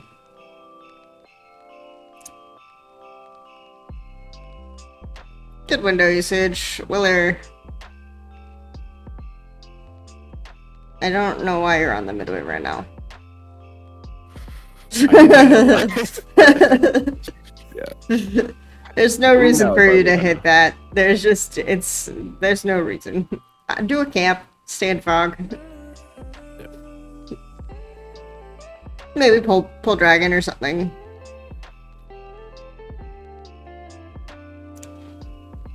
On a scale of 1 to 10, how easy for RNG to... and RNG will dive top, so... yeah. There's that. That's one thing that LSB had a lot of windows to do and did not. Or a really big window in particular. Chovy could solo kill Crying though. That's fair.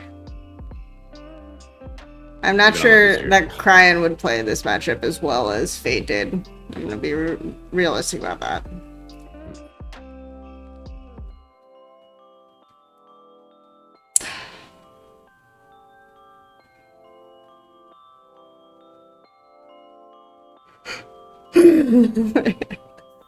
Wow, Miraku.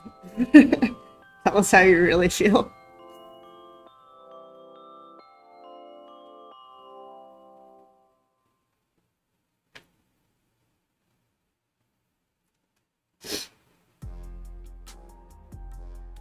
But I think that they would have a much better answer. Like, the windows for the things that HLE did well, I feel like mostly existed from really bad resource allocation from, like, especially in the game LSB, so there's that. Like, they did not know how to play versus CF very well, or hard side laning.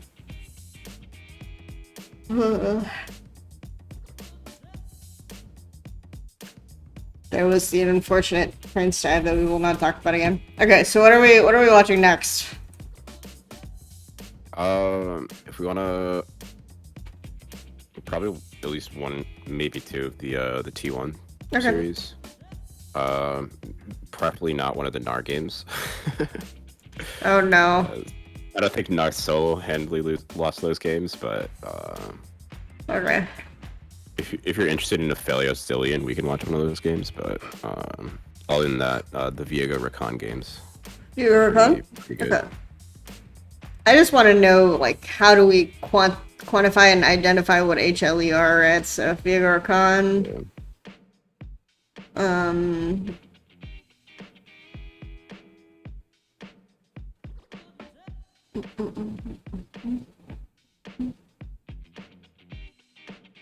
Also, no mages from... Do I want to watch Morgan play Aurelia? This is the real question. Yeah. I think it's like okay. I'm pretty sure. I don't think he does too poorly. So I'm actually He doesn't really do the do and be build, so. what I'm really interested in is seeing if they play for like silo skirmish around mid. Because that's what I'm really interested in seeing. Because if they can do that, then I'll feel a little bit better about Willer. But if they just don't, right? Because like then it's doomed for Chovy Willer as a duo. They're just doomed. It's lost. What is my? I think Vista is somewhat in the picture too in terms of like it's it's a little bit more than a 2v2, but yeah, generally like Chovy working with his junglers is always something I look at. At least the ad loaded this time, Moving up in the world. Okay, nice. Oh, okay. We didn't even have to wait much for. Nope. We're good. We're good on the thing. Okay. Chat says that game 3 is Chovy 1v9, so. Okay. Silas. And I'm fine if that's true. I just want to see how jungle plays around his lane.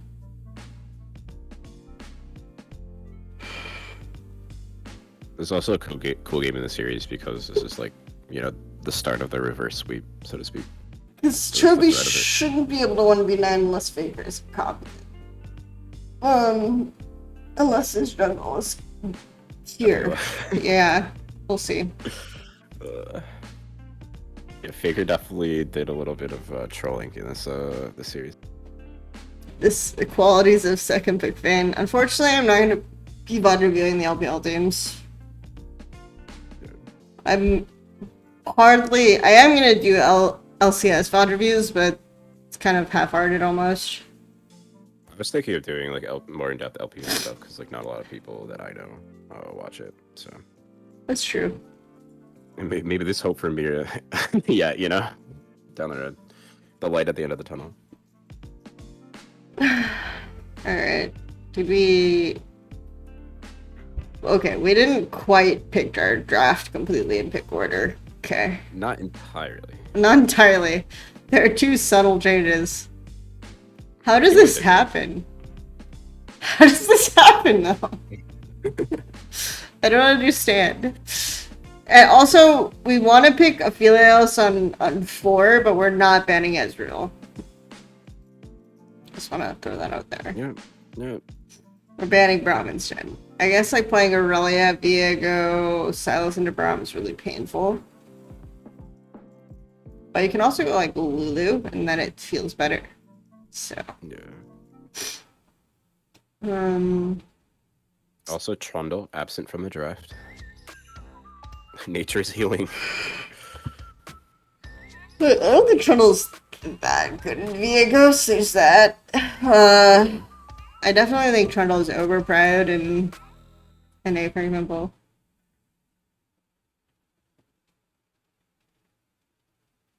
I might do a player tier list, yeah.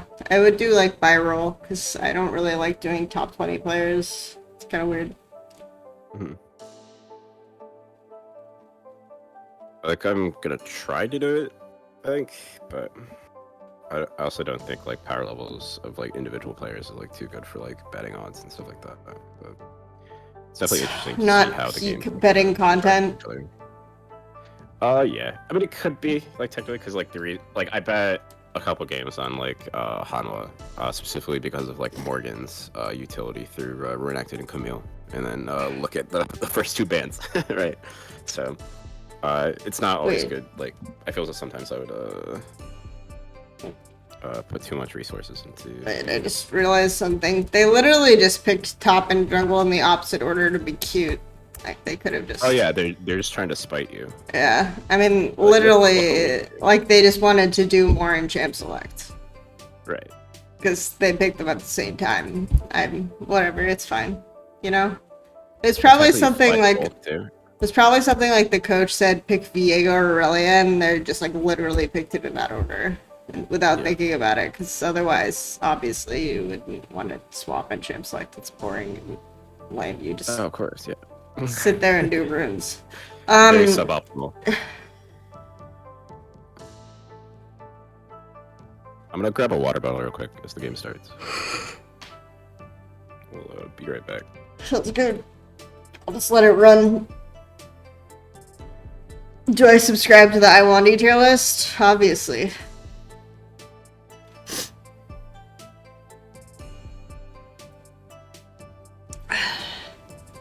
Well, they're obviously picking Aurelian first pick Kennen. If Kennen is up, you are picking Aurelia.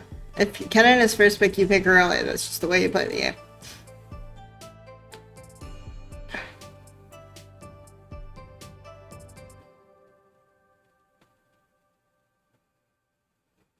But it's not fair, Aurelia jungle beats hands reasonably well. Alright. I gotta stay trucking. We're only 2 hours in, man.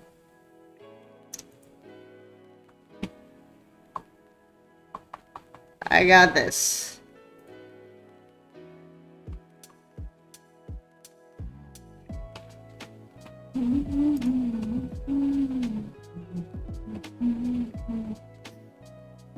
Alright.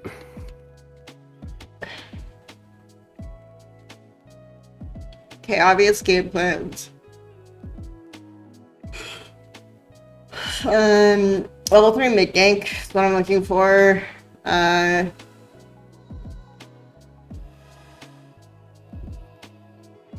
Playing for Aurelia after bot clear. Jungle should pat down in level 3 gank mid. Recall and look for bot play. While Aurelia is able to stack passive on wave crashing into him. This is what I'm looking for this game. Do not let me down, HLE. I will be very upset about it. Yeah, I don't know if you've watched enough Willard, but you know, I can say it's like, you know, not a possibility, but it feels you have, you know, my sweet summer child. I don't think that's what's happening. I mean, someone just needs to tell Willard what they want, you know? Like, I'm playing Silas, you should gank mid after 3 camps. Or, he has pathing down, so step 1 complete. Okay.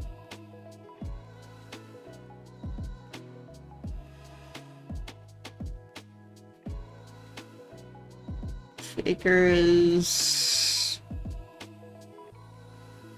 Organ's first pick on Aurelia. Not surprising because of the rework, but... First pick on Aurelia. Yes, if you're just gonna first pick Cannon like this, then... Do they do pro draft? Is that what happens? Do they just type pro draft? And LCK, and that's why pick order is like this? That's what I want to know. That's the only explanation.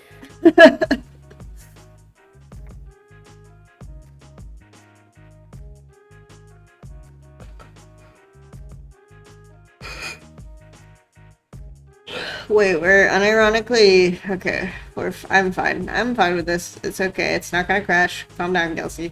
Relax. Yeah. Okay, Aphelios Rakan is maybe not the lead you would want to go for, but in terms of 2v2. You're not thinking, man. I mean, they shouldn't be winning bot like this. It's Rakan into Leona and Aphelios into Ezreal.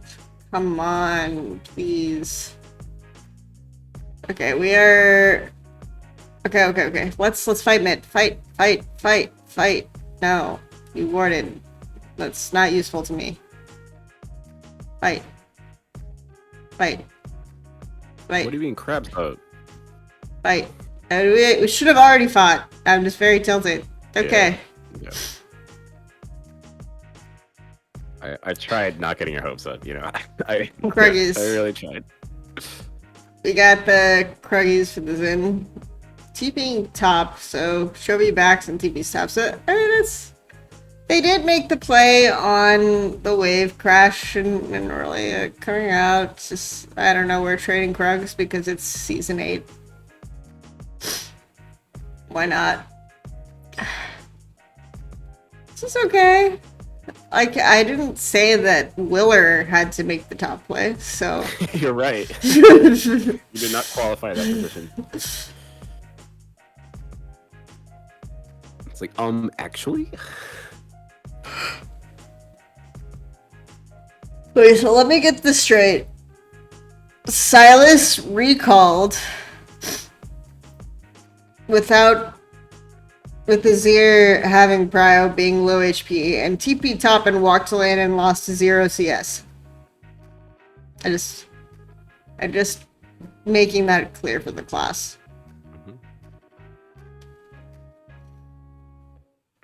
That's actually crazy. My mind is actually blown. Morgan, wait, no. Morgan didn't back? He didn't even get his rating? Oh, no. Why?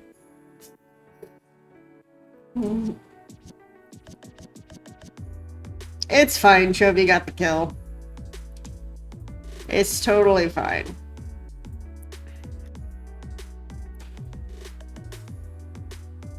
Honestly, Silas, Aurelia, and Cannon is a good time.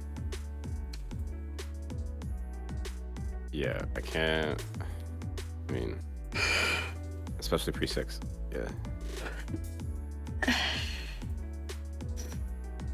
Okay, we have timer from bot that we're actually using. This is alright. This is fine. So they at least, like, on a basic level understand the timers of their champions.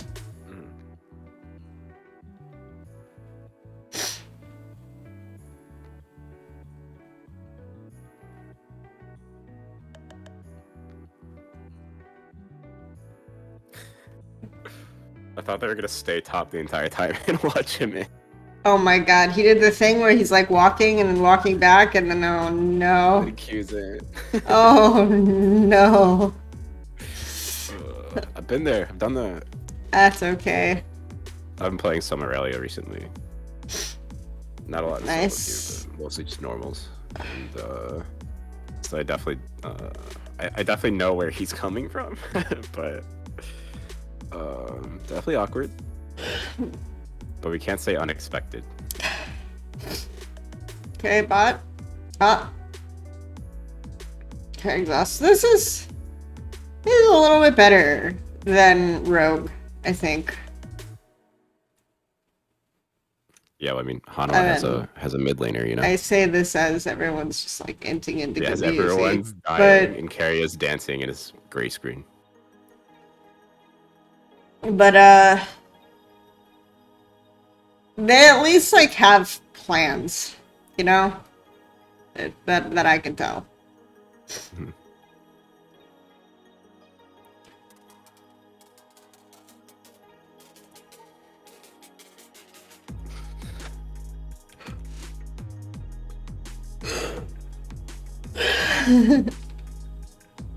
Trying to ringing out the chum for Max to get on too. Yeah, Saying that Rogue doesn't have a mid laner. for Max.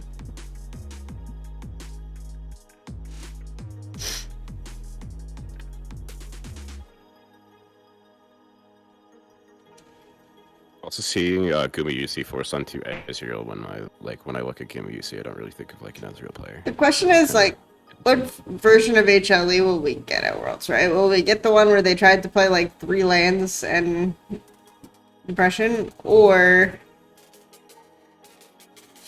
will we get We'll have to see with the new meta and everything and how they adapt to it. and with nothing happens, or will we get like Silas TPing top? Yeah.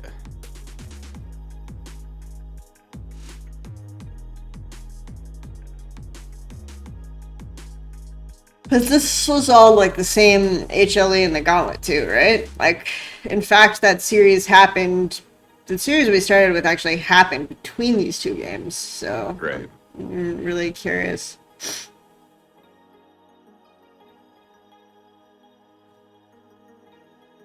Which was more regular season HLE is the question. Definitely. Honestly, the first game we watched, so in the middle, with Nangshim. Alright, so there's a lot more tape when playing like that. Is what I'm hearing. Yeah. And Morgan has like 2 champs that we can verify. Well, maybe 3 if the Irelia comes through. Yeah. Really? That was the kid. Okay, cool.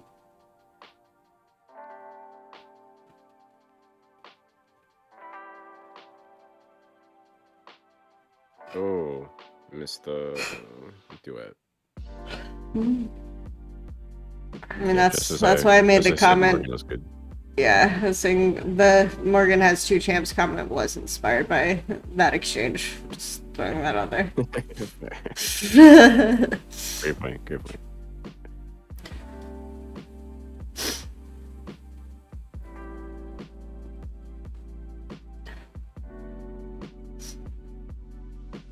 And they did go for Bob play. Leading. No wave. You guys just gonna have hat top here.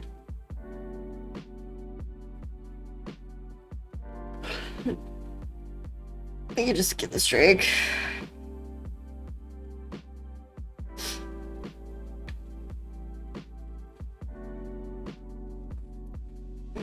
Play for Aurelia's lane.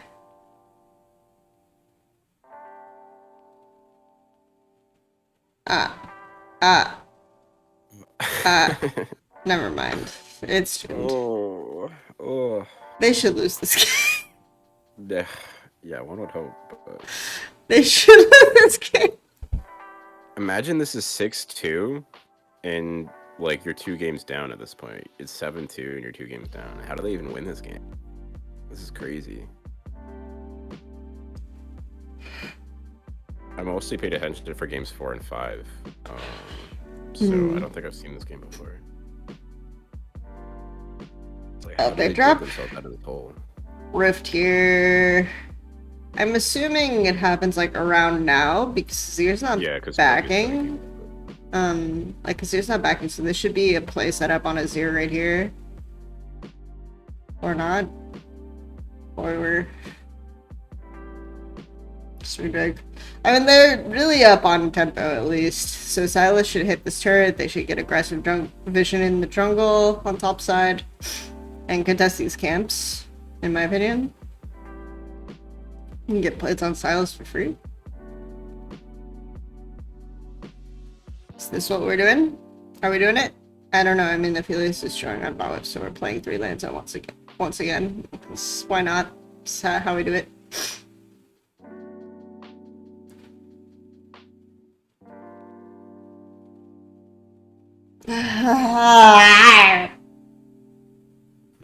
Aphelios didn't have to show on that wave. We know that T1 is like super behind. He can just fog.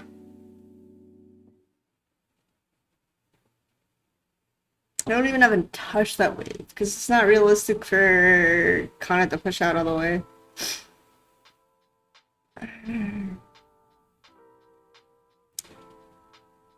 It's fine. I'm fine with it. We're just completely ignoring. I mean, I was happy when they made the play on Aurelia bounce back, and then they were looking for the bot. I'm on stack wave, but then everything just went to shit. And then Morgan started doing Morgan things. And then we played 3 lanes at once again. And then, I don't know. Okay, well, it's fine. This should be a play on Zier. Like, Aurelia can dive into him. At least force him to use ult, right? Or E.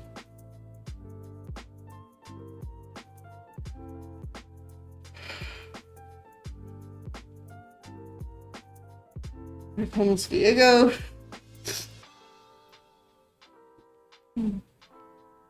Okay. Well, he's just gonna go straight back bot here, and they're gonna be showing on 3 waves again. which is fine. And I feel they should get this wave and then they should shift bot.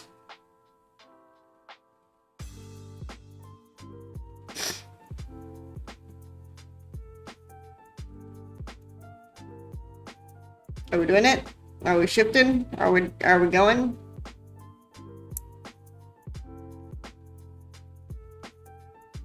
Nope. This is going top again.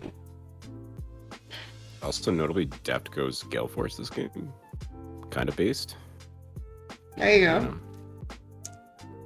As veteran would say, Shield Bow is turbo broken, but I think in some ways Gale Force can save you from taking more damage than the Shield Bow like would block just by like dodging abilities. But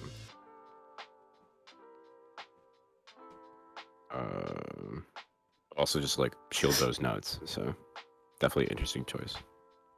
What is this setup? So no one on top wave, fine.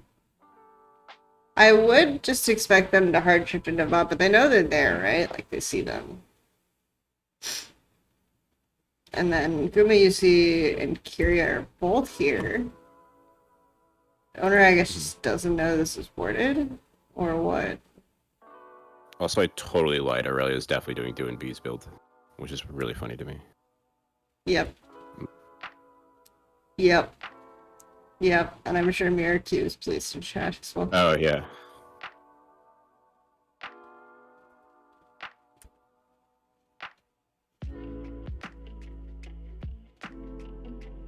Okay. Yeah, I mean, this is so strange. From T1. This is not the T1 VOD review though, so we'll get to that eventually. Yep. I think that'll be a fun one.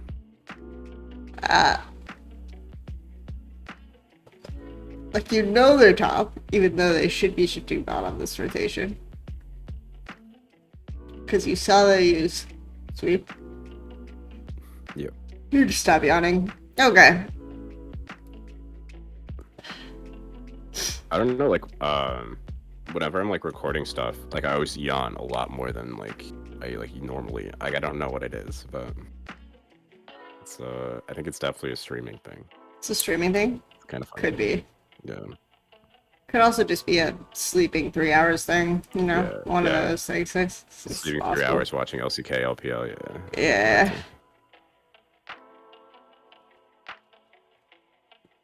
I don't know why I had a lot of trouble sleeping last night. I was waking up like every half hour. Yeah, I generally was too. Just must have been very excited for HLE VOD review. It's like a fucking I'm not gonna holiday. front. I kind of was, but especially like the inordinate amount of like info I like looked up about these teams trying to like bet on specifically this match. Like I put like $70 on this game. So Interesting. this match. So You bet on HLE, right? yeah, I did. I mean, obviously, I was like more so when I bet. I like betting on like inconsistencies in the sports book, other than like the team specifically winning. Sure. The odds that they had for Hanwha Life like in this series is like, oh, they have a way better shot than Vegas says. So. And also my my ticket for LCS in Newark got refunded, so I'll send it. There you go. I parlayed it with FPX winning too, which is really funny. Both of them giga lost. But Well, this is definitely a turn moment, right? But this is literally just them face checking a pixel and they know it's there. Oh no, Kana uses all his cooldowns and then Morgan engages? Is that what happened here? Yeah, I mean, this is unlucky for Kana. He'd probably just assumed he was alone. Mrs. Duet. My god, Morgan. That was the freest kill of my life. Please! Please! Help me! Is American hand egg a trash? Is a trash sport? I don't know what that means. It's not Grammarly. I think they're making a Madden joke, I would assume. Oh, maybe. but they neglect to know that Steve Madden is a shoe designer. Interesting. Ah. See, I didn't know that. Yeah. Ever seen Wolf on Wall Street? Yes. Wolf of Wall I Street. think he's like kind of a small character in that. There's like one clip of oh, what's his name? Like super. Oh my god, I forgot. I'll think about it later. But whatever. But yeah, I do like football though. it's kind of but since Tom Brady left the Patriots, I like kind of stopped watching. But not that I'm a Brady fan, but did that hurt you deep down? More so like the relationship between him and Bill Belichick kind of separating. I see. Over Jimmy Garoppolo was kind of interesting. So, also I had really high hopes for Cam Newton, and he kind of not only undelivered, but also is now like a Vax like weirdo. So, so now I'm a Packers fan if I watch anything because that's what my mom is. There you go. I just remember Packers versus Broncos. This is the extent of like football knowledge right now. Yeah. That also dates me quite a bit, so it's fine. Okay. I already revealed my age yesterday on stream.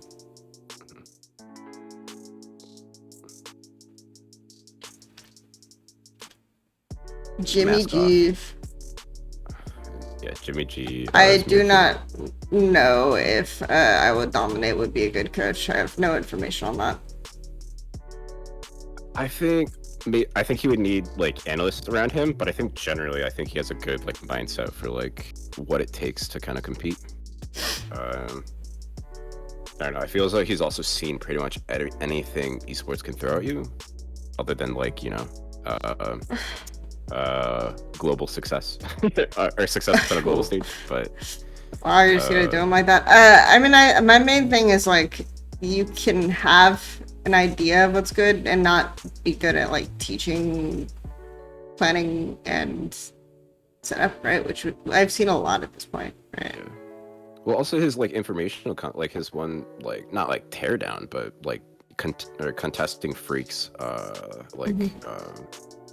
video that he put out like a little bit ago, like the Let's Get Freaky with Data or whatever. I thought it was like pretty good informational. So I feel like he's kind of like a jack of all trades, but like maybe that's not the best for a coach.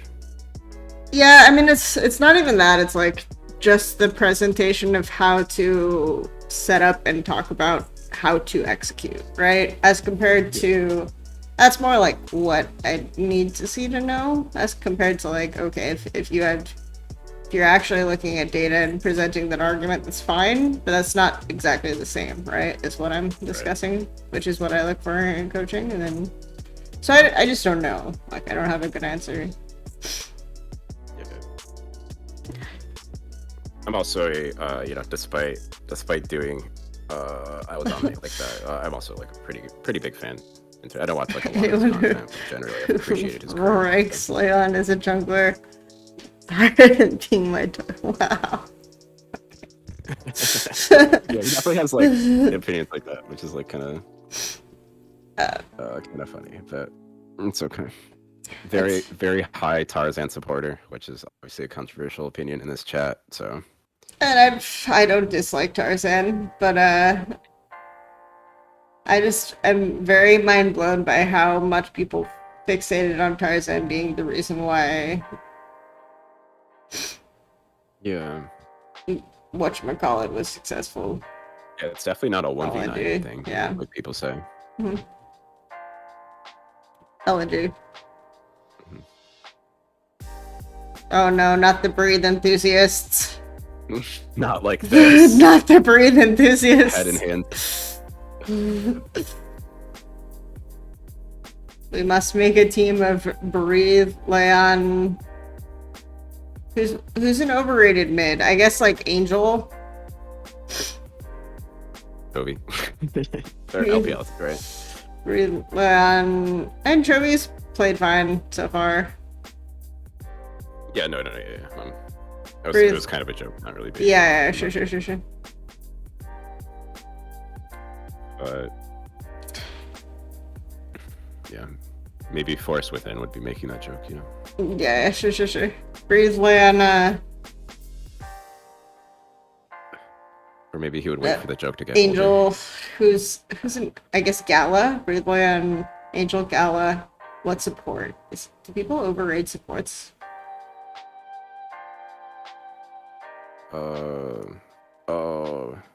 PP God? Missing, maybe? Missing or PP God. One of those.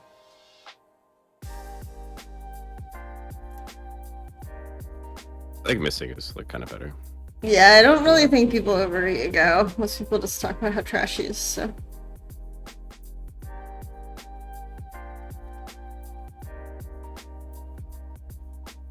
Plasma. Yeah, that's on me.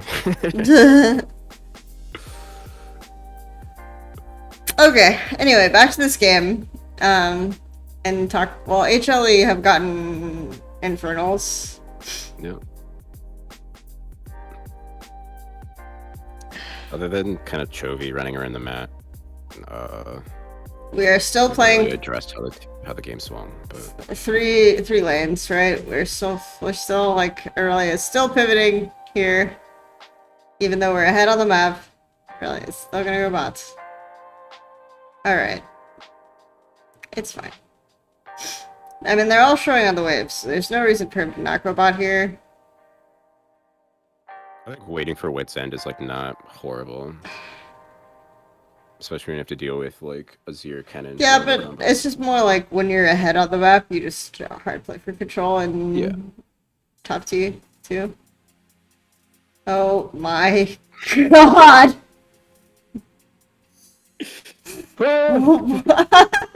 completely eating my words and saying that. Oh, because I realized like, okay, oh my god. We completed Wit's End though. We did it. We did it. We got it. So now, even if we win, that's the important thing.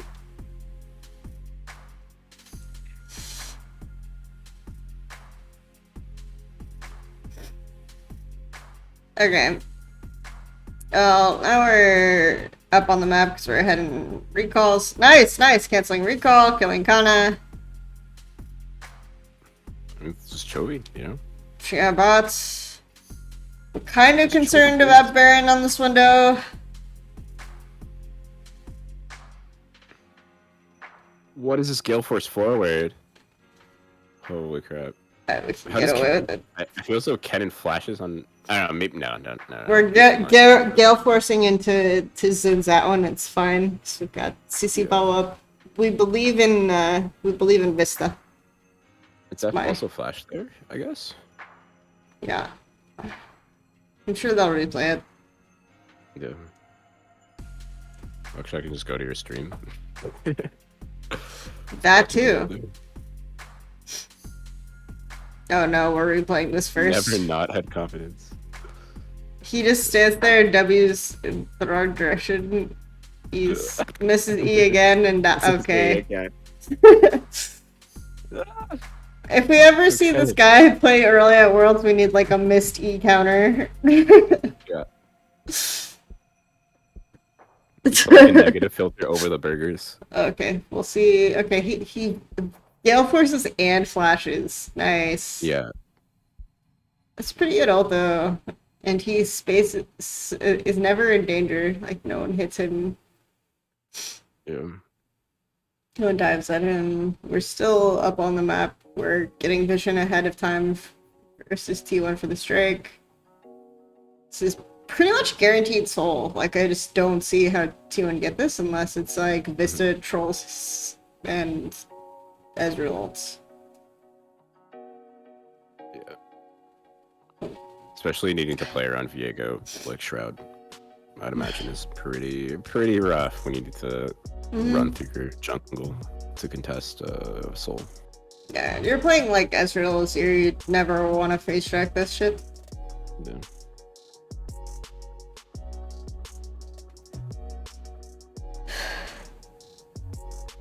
Problem is random deaths. As we've already pointed out, like HLE seemed to desire to show on all 3 waves at once, even when they're making plays. So, like, if Deft dies in that instance because people are forcing on him because no one talks to Willer, then I don't really blame Deft for that. I'm gonna be honest. Wake up, Mr. West. we need to talk about Willer. No. I hope he's not at that stage.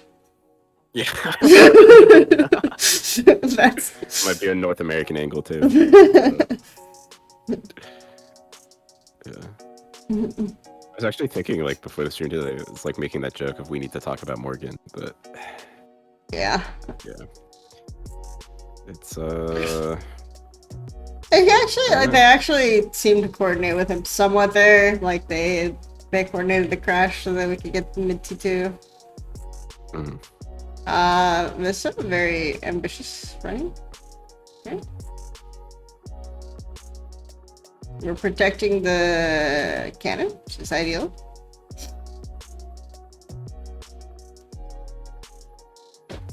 No, do not allow cannon to just hit your turret like that. yeah. What is this? Hello? Just Hello? W in front of it. Morgan, you're in Aurelia. I'm a proud. You can like body block the Q even. Like, oh my god, there's so many things you could have done.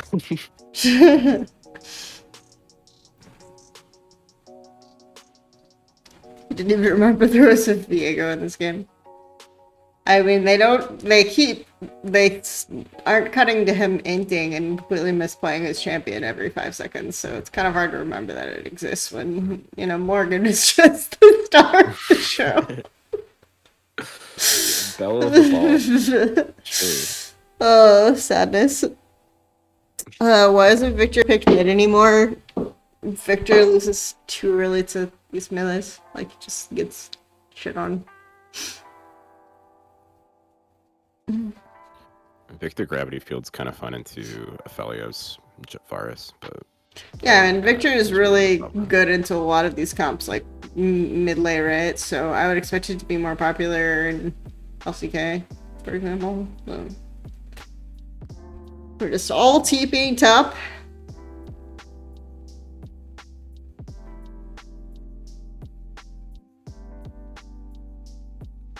one of my friends who plays mid lane for my collegiate, at least my like former collegiate roster, he's like a Victor one trick. So I've thought a lot about Victor in this meta. It's definitely like really awkward, especially in solo queue. I like the top play. Mashiza just, you know, recall, nowhere ahead of tempo, go to the wave. It's nice sugar pull.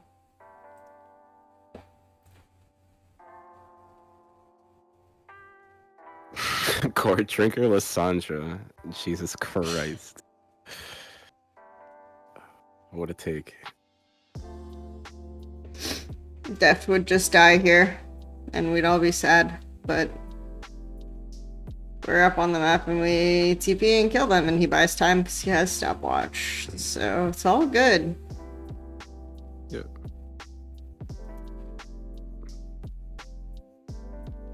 HLE Morgan easy. Core Trinka Lissandra. Nice. We need another tier list of near Q builds. I still think we are not beating Tank. Or it was Morello Alistar. Yeah, that's right. I think that's like okay.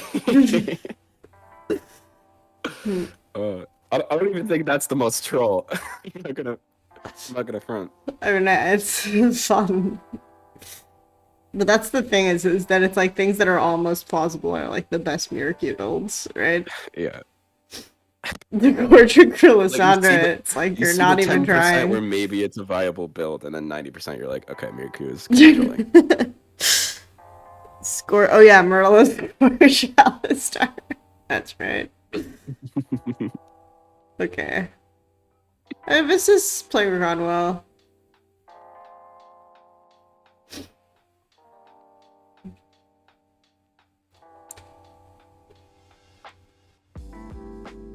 We just run it down mid and end. That's what we do.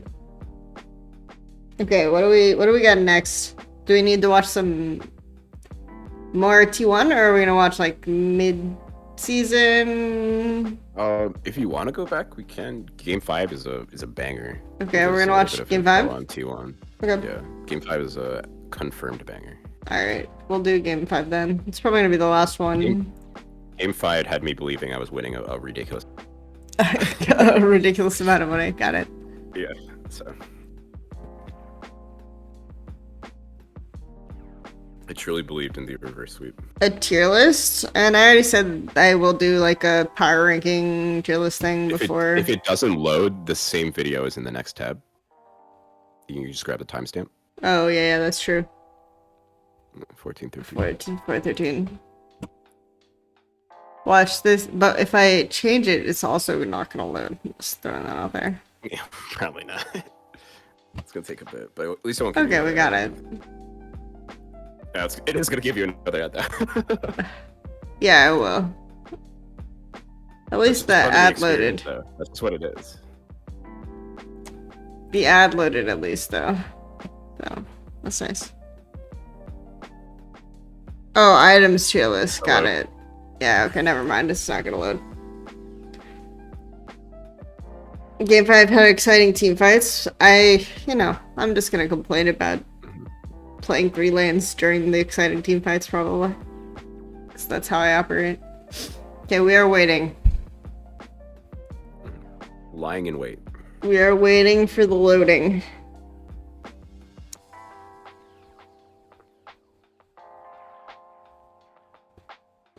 Player tier lists and power rankings. I'll do like the play-in team power ranking probably on, I think it's like the first day of next week. Yeah. Oh. That group or the play-ins like radically changes with out of the Oh my god, this. Please, you too. It is not my friend today. Alphabet stock going down.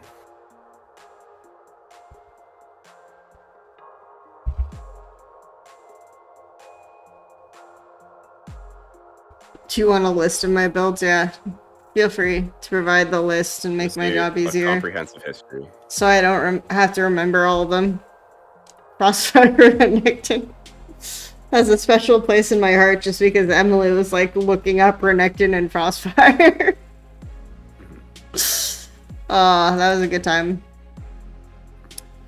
Maybe if you like turn the quality down, it'll like load and then it'll like give you a try. It's definitely some copium though. it's like auto. I don't know.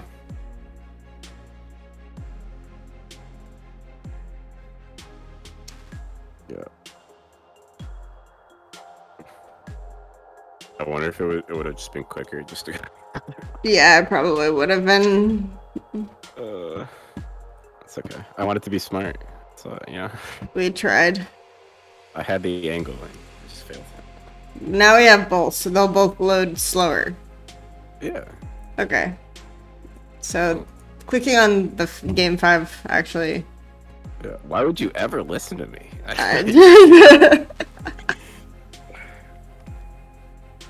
All right. We've got the neck cracking, preparing for the game 5 coming out of the T1 players. All hands on deck. We're good. Okay, do they do just, pick order again? No, they don't. They first pick Viego and go next time. T1 does, almost. Yeah, they go Leon on 4. And last pick their AD, because why not? It's perfectly reasonable behavior. At least Aurelia is banned this time. They ban Aurelia and don't first pick Kennen. That's obviously why they lost. Yeah, it's pretty clear. Though, based on their data from last game, Aurelia does not counter Kennen. Yeah. I'm good. Poor Morgan. Alright, so... Poor Morgan. So, we still believe that Noah docks to Willer. Effectively, Chovy is the main juggler on this team. Yep. Vista also doesn't consider roam timers at all. And we're still playing 3 lanes, so slight improvements to macro when they're playing TF, but I still need to see a lot more, I think, to be convinced of this. That's generally team. my point, is that when they have TF, they have Galio. I think they could even do it on Rat. They just don't. They generally have, like, almost crutches to, like, play through macro, but once they don't have these, like, loops, they just can't really...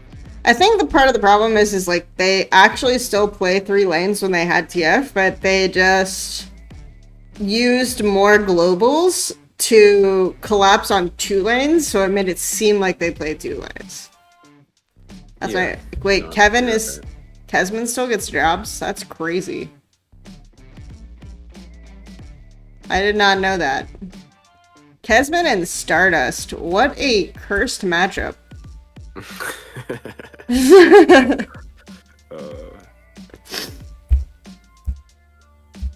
I saw that T1 like disbanded coaching staff before playoffs, and I was like, oh, you know, that's like, it's kind of weird that you would get you know, Danny to come from like Dom 1. And then, but I didn't realize that letting go of the coaching staff means he can just go right back to Dom 1. So just for like free. We're gonna try to up the quality. We may regret it. Okay, we up the quality to 720. Little by little. Okay, so Kennan's gonna be winning at top lane. Give me you can play level 1 versus Varus, but Varus Oster should still win versus Leona, Philios. Yeah. Notably, Morgan is comfortable on the Renekton into Kennen matchup. I mean, I might eat my words again, but he can stall, technically, like, stall out Wave Crash by using his spells on the wave and taking a lot of damage. But I don't think Chovy can get Prio in this matchup normally.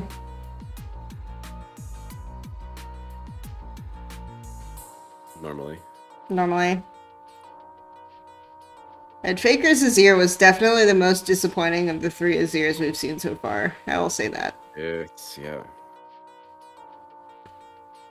At least it isn't Rise. So it's actually...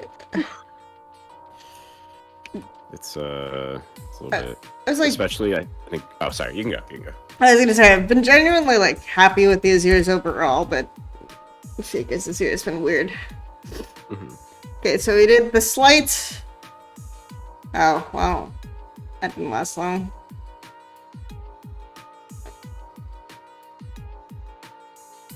Morgan unironically pulling the wave so it crashes faster, but then Kana is just like, what is this?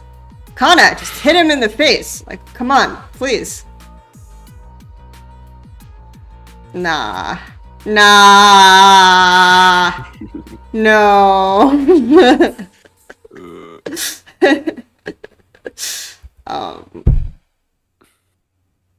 Okay, it's fine.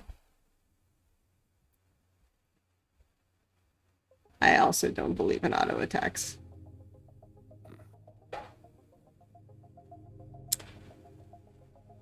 Oh, okay, we've got the full list of items. That's important.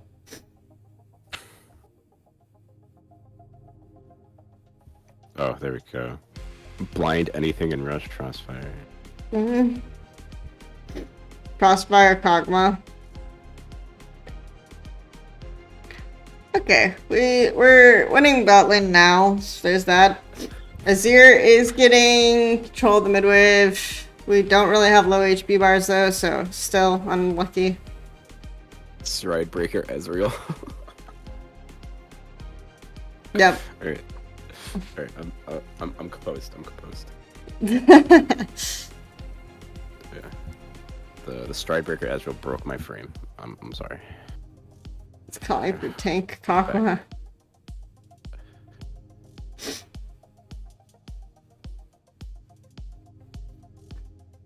Okay, we got the bot lane. Are we? Is this a dive on my screen?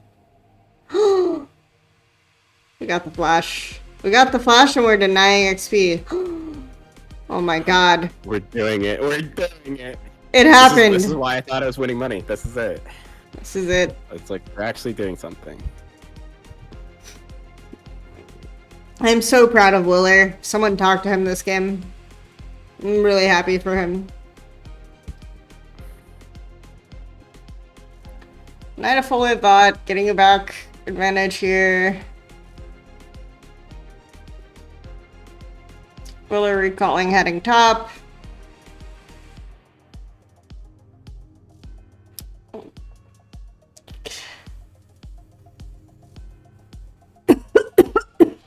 Khan is still hitting these creeps, so they're going to attempt to crash the 4-minute top wave.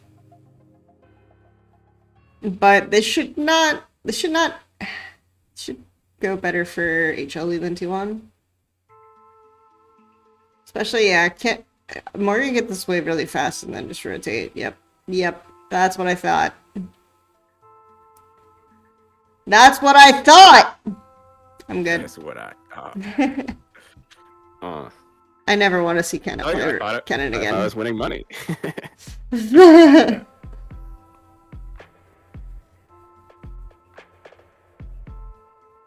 Winning money. Thank you. Thank you for the follows here below. Toxic Reckless, Suharos. P. Okay, interesting.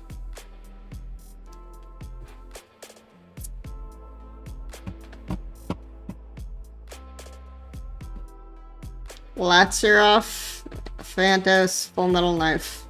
Thank you all for the follows. Ah!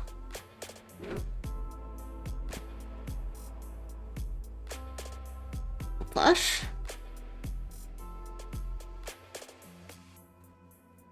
I did end up making my money back though on betting on LNG, which is really funny. Yeah, that's nice. I parlayed LNG and Evil Geniuses winning over. Going specifically 2-1 against Golden Guard, because Niles is kind of good. You're really just gonna do Tony like that? Well, I mean, I expected him to win 2 out of 3. I love Tony.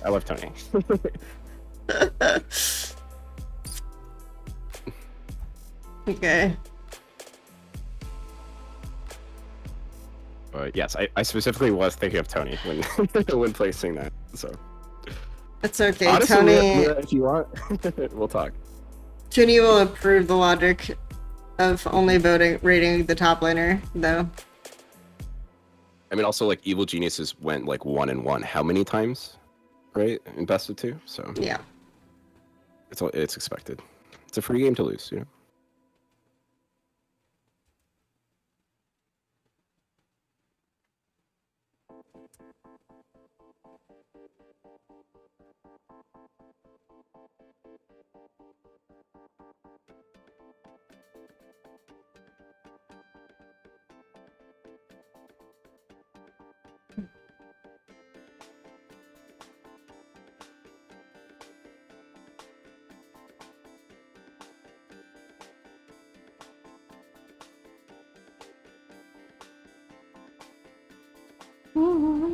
Okay. Just want to see the sick Azir TP. So impactful. Coming in with no mana. He got 3 autos off. Attacking. Nice. I'm down. I think it was early. It was either this series or the one against Liv Sandbox. Oh no, it was against Damwon. Faker had some abysmal teleports on Ryan. Deft has 2 cookies. This is a double skill on my screen. He just used Q. Yeah, no, he did. But I'm saying they're gonna stand here and attack this wave. Yeah. Screeps. He's got 2 cookies. Just walk through the things that auto attack him in the face. Get them lower. So he uses W here. Yeah, I know, right? Like, Zenith Blade is on cooldown. What are we doing? Walk up. exactly. Take the creep aggro. I don't care. We're going for it. Even if it means we die. We'll die for honor. Yeah. Also, you're level 4. Like, level 3 and 4 in Varus is like, you know, those are your golden years, you know? You don't get those back.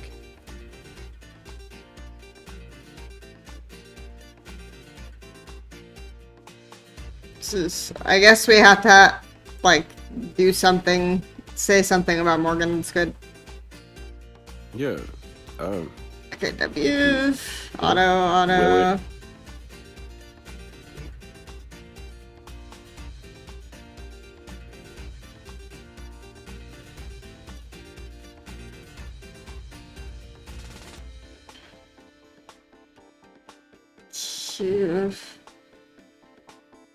He also cute carrier. It's fine. He would just body block anyway.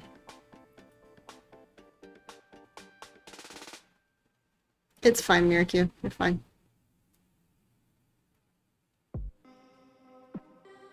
Okay, from this point, what we're looking for. Alright. We've got...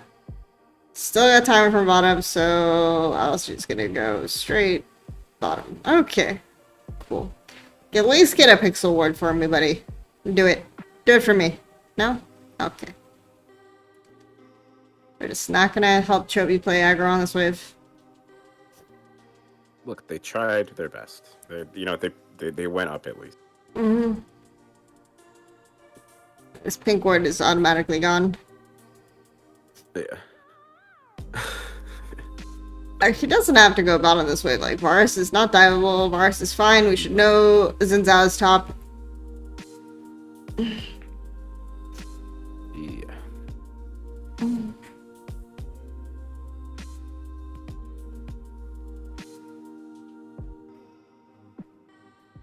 Can you even lean mid? Now we're doing it when we know Leona is mid, so it's not as good. Because we're gonna play for Rift Herald. Oh yeah, baby. We're gonna play for Rift Herald when Aphelios... Okay, Varus is at least going back bot. Thank God. Nature, healing. But, and Kennan's in... Can definitely win this. Maybe not Azir. But we have Leo... We have Orion ulti.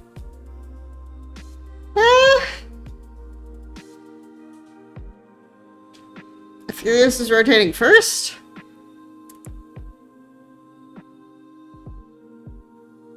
It should be T1's Rift, no? I can't remember. Oh. Yeah, especially Willer ulting like that. Yeah, Willer no ult. Because Willer just literally walks up and smites it. At least kind of remembered that he can in fact auto attack Renekton. So that's good. I'm glad that I'm enjoying that experience with him. Mm-hmm. It's good. He's got big wave pushing to his side top as well. Kennan's really enjoying this. He can just recall on this. He's fine. He's enjoying life. Renekton bot Mercrades. I think there's like some matchups that he doesn't play with, but Kana, generally, I'm pretty high on him. I like him a lot. But at least in terms of like Korean top laners. Yeah, I was gonna say the standard is Morgan. I don't really know. Right.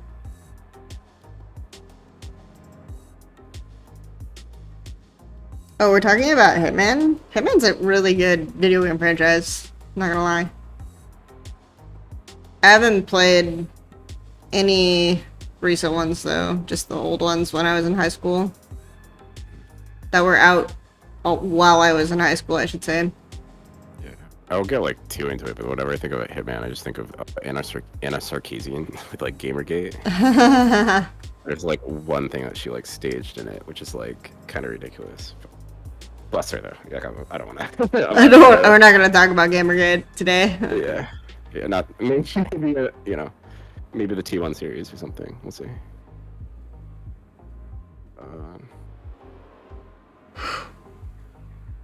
Oh. Actually, I mean, once again, Chovy is the primary jungler for this team.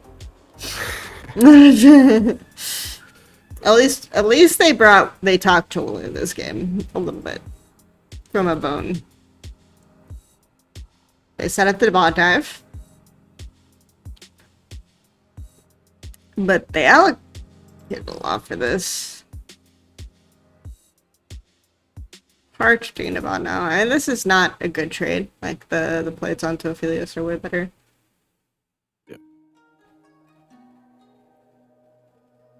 Especially versus Renekton. Like, Aphelios versus Renekton. That's nice. Yeah, Renekton just doesn't... Yeah.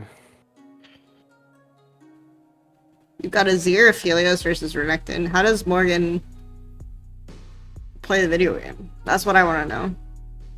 Yeah. Spoiler, he does. So I almost feel bad for him here.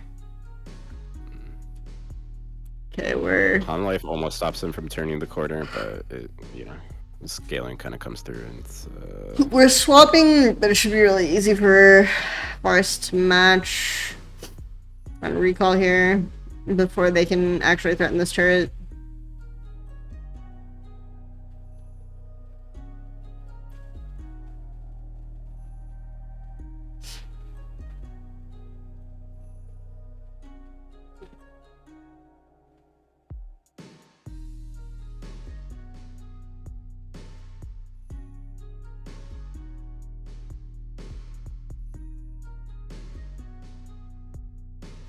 Like, this is another Serpent's Fang rush, yeah. Which into Locket and into well, I think it should be Anathema Chains from Korea first, or Curious. Korea. But Korea, yeah. But I guess into the shield though, like immediate. It's like not horrible, like Veteran said.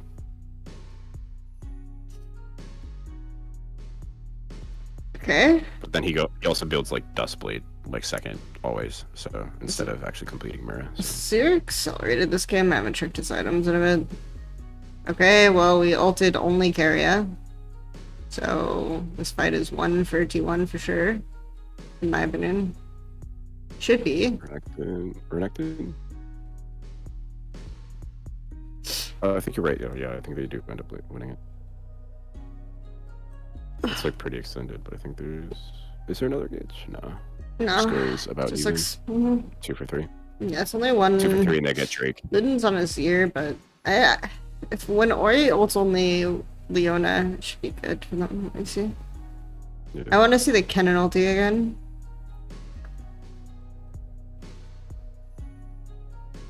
And starts TP, Renekton follows. Wait, what is Renekton doing? Renekton TP? Here, it makes a lot of space. Yeah, I mean, it's not the best Kennen ult. Basically, only out Alistar, Viego gets resets.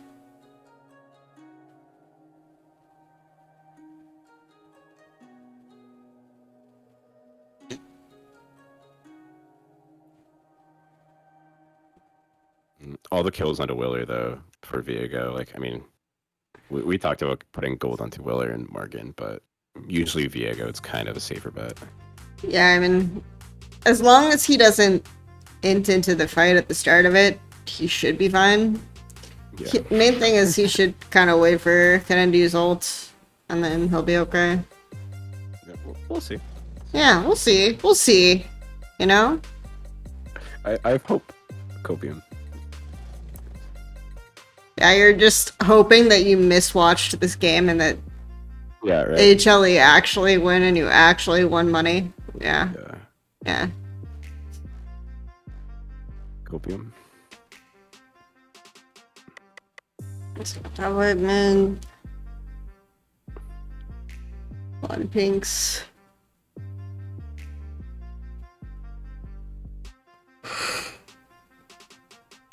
And wouldn't it make sense to just be on bot here instead of taking this fight again? Especially with Kennen ulti background. Yeah, I mean, how long life feels as though they need to kind of like win earlier rather than later, probably. So yeah, like but looking to group. you're getting more gold if you go on to I don't think you want to like phase check into Kennen, Azir, or Helios with Renekton. You just go bot and get bot T1 while they're on Rift. I think it's fine, and then someone catches top wave.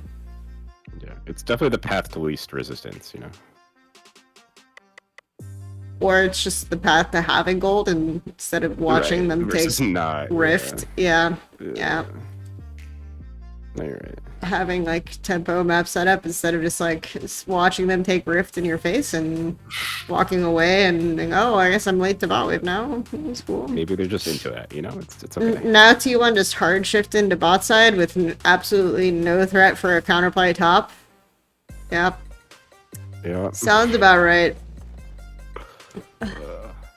Morgan hasn't died yet though, so, you know. On the plus side. Hasn't died in side lane.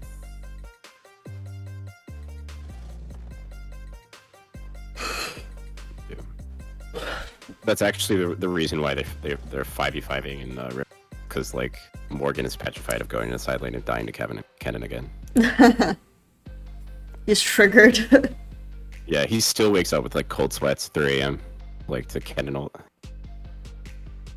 If only I knew how to use my E underneath myself.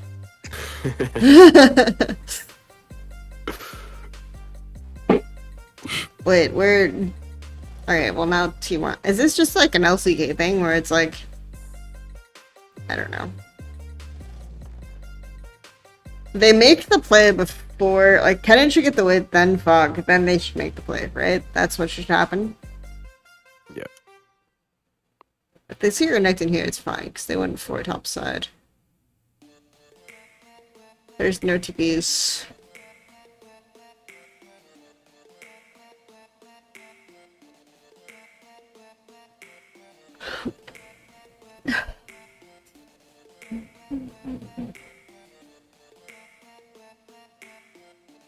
Actually, do they win yet? I feel like HLE actually still win these fights right now. There's still only one item on Aphelios and Azir. Like Varus can ulti? Engage?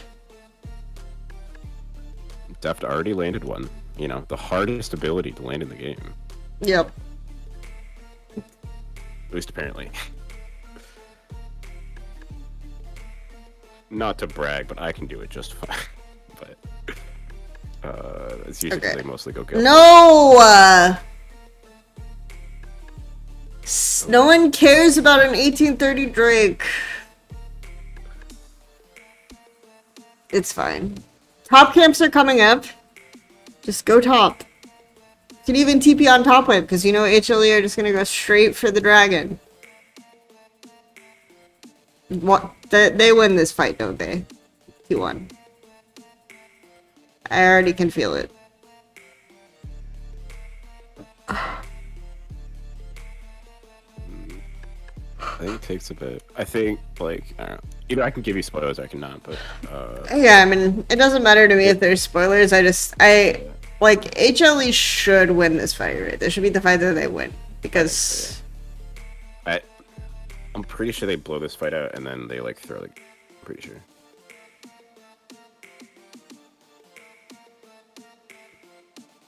Because, like, they're spiking pretty well here.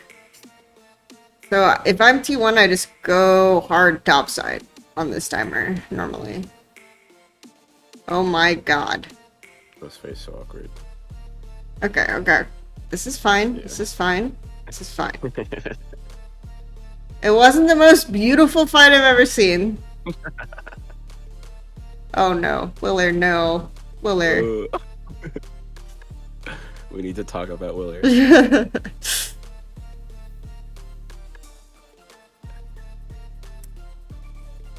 Varus W, the hardest ability to land. Yeah. You should get Munchables to get the movie poster for that and then put... Oh god. I don't want to imply that Willard's gonna go. Yeah, right. I mean, I guess if it's Viego... No, I'm not even gonna touch that. Never mind. Yeah, We're done. Yeah. We're done with this conversation. Pivot.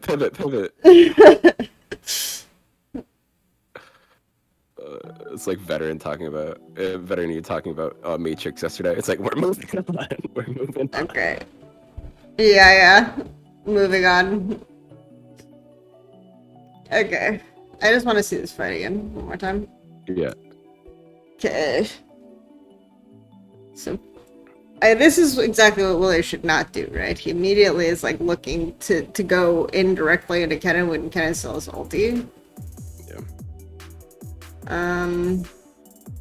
So they get Owner and Kennen here. Willer's out, so Willer should be looking topside here and avoiding the Kennen. Alright, Willer just does nothing that game. This fight so far. Yeah. He goes ult in both of them. Okay, I have to watch that again to see when he's... Okay, he actually triggers the ult before, so that's fair. My god, He Willer. sees Faker's Zodios, but I think the other Zodios, he's like, you know... Yeah, if he shifted topside, this fight goes a lot better for HLE, I think. Yeah. Going towards Pixel, yeah. Like, after he sees Kennen ult, right? And he's not caught in the ult. Should just walk up. Also, when Viego ults, you can keep Orianna ball on you, right? It's kind of like Lee Sin combo with her. I would assume that's probably an angle you would want to look for. Ah.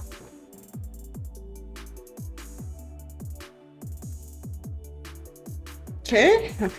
Yeah, he went out of nowhere, just started Giga throwing. Yeah. Okay. It gets better though. No Ori ult. Do they all dive into Aphelios? Is Aphelios 1v9? Is this thing? Oh, okay, not bad. Not bad from Faker. I'm sorry I talked shit about you last game, you know. Redemption ult. Yeah, this is definitely the best Azir game, I think, from Faker. Laning wise, not so much, but teamfight wise, pretty good. Goodbye, Chovy. I've upset the king. Yeah, it's not really a Giga throw, but yeah. They just like start like chain feeding almost. I didn't see Which the is, angle. Like, kind of okay if you're like if you have scaling. Like, because, like generally mysteriously, Aphelios and Azir have 2 items and they're winning fights now, as opposed to the previous Drake fight when they didn't have those items. Correct. And when Kennen should have just TP top and threatened T2, but that's okay. That's fine. Also, Willer's just dying for free. Yeah, I mean, sometimes... I mean, he's kind of looking for the steal angle. That's okay. Yeah. I just don't... Well, on blue side, it's a little bit whack, but... Yeah. I probably felt like he had to, or game's, like, over. Yeah. Which... It's when you have 2 items for this, 2 items here, and you can't fight them anymore, so you may as well try to steal the Baron. Right. Whenever I think of junglers on blue side stealing Baron, I think of the one like Dardoch, like Skarner game where he ran into 5 members, stole it, and just ran out. Fun times. Yeah. Definitely a Dardoch enjoyer. Okay. Yeah, behavior problems. Kennen zoning angle, nice. Ulti. I think they should have just let the Alistar die. Just like stop fighting, but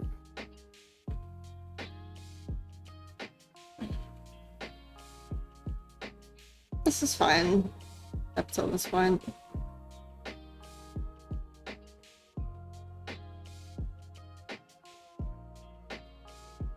Ah, we played that twice. Okay. From different pro views, yeah. Mm-hmm. It was definitely disorienting. Okay. Now T1 actually setting up properly. Do not... The dragon is not worth it. Keep this configuration. Keep pushing the lanes. Do not push top wave that fast. Yeah. Why are we recalling?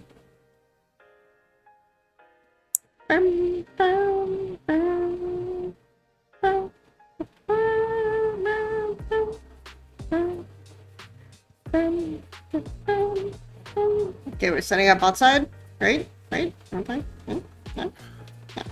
Shortly. Yeah? Yeah? Let's go. And just slow push this bot wave. Probably hit the Sminty one.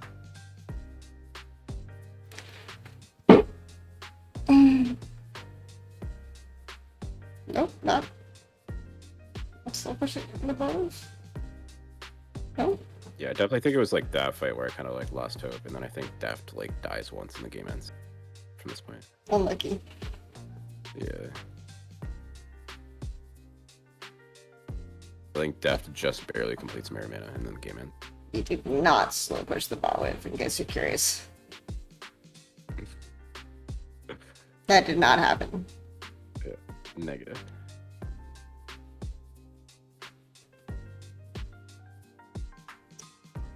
Unlucky bot. Unlucky Baron. Rotation.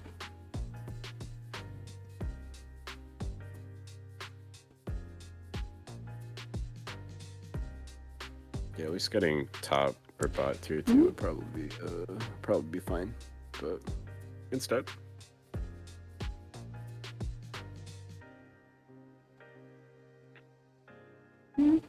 Especially when gold is like that close, like just taking Baron off the board is enough.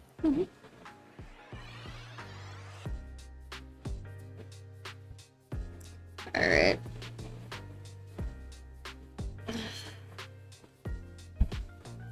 This is so weird. Just watching this map state. Like, Ophelia's got midwave, and then walks up and gets red buff. Meanwhile, we're hard shifting to bots. And Azir's like chilling on top of it, and this is like HLE, just don't run in and fight the Leona. Like, obviously they can't know what Aphelios is doing, but Azir is like, I guess they're afraid of TP? Alright, those are like the windows that they can look for. So it's like, okay, I guess if Azir TPs, we just disengage. If Azir TPs, we get the Azir TP, right? But we should contest them walking into bot side. The Azir showing on top of it at least.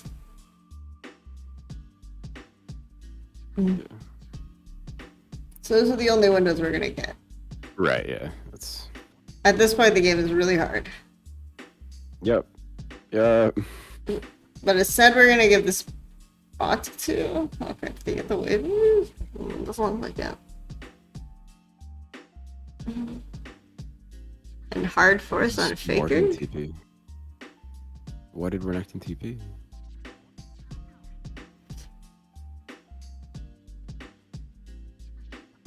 Like, what if Renekton?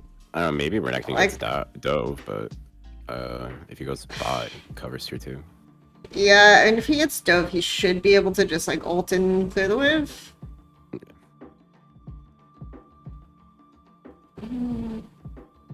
Especially if he's on like inhib turret. If you can give T2, it's okay at this point. Yeah. Because then you still at least have Renekton TP. Yeah? Because now what can happen is like T1 could just bait Baron forever. Yeah. And they have Aphelios, they have Azir. This Baron is really difficult to contest, right? Especially with the damage, it's like really... So at the very least, like if Renekton had TP, that's a little less easy for them. They could probably still do it, and just bait Renekton TP on one rotation, but you at least have like slightly more options. Yeah, I mean, this has actually not been too bad. I feel like the way that they use him, the macro is kind of strange, but mechanic-wise, kind of knows what he's doing. Yeah, it hasn't been that bad overall. Yeah. Deft is dead. Like, oh, it wasn't even a flank, was it? I don't think. I think we can watch again. Canada just flashed on him. Oh, it is a flank. It's owned by Leonold. Duff's hitting with. Okay, yeah. Yeah. That's pretty nice though. Because Kenna's coming from bot on the vision that they didn't contest. And the window they said they should. And now he just walks over and casually doing Raptors. He should be bot though, because like T1 have consistently shown like this.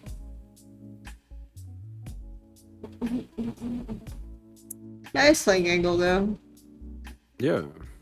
Yeah, I like Kana. But it'd be interesting to see how he pairs up with other top laners.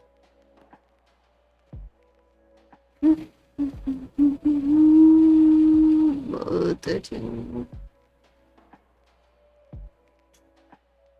You don't get food until you hit 10 CS a minute. Alright, nice. So what are the conclusions? I think HLE's mid game will be completely stalled out unless they have globals so far, based on these games.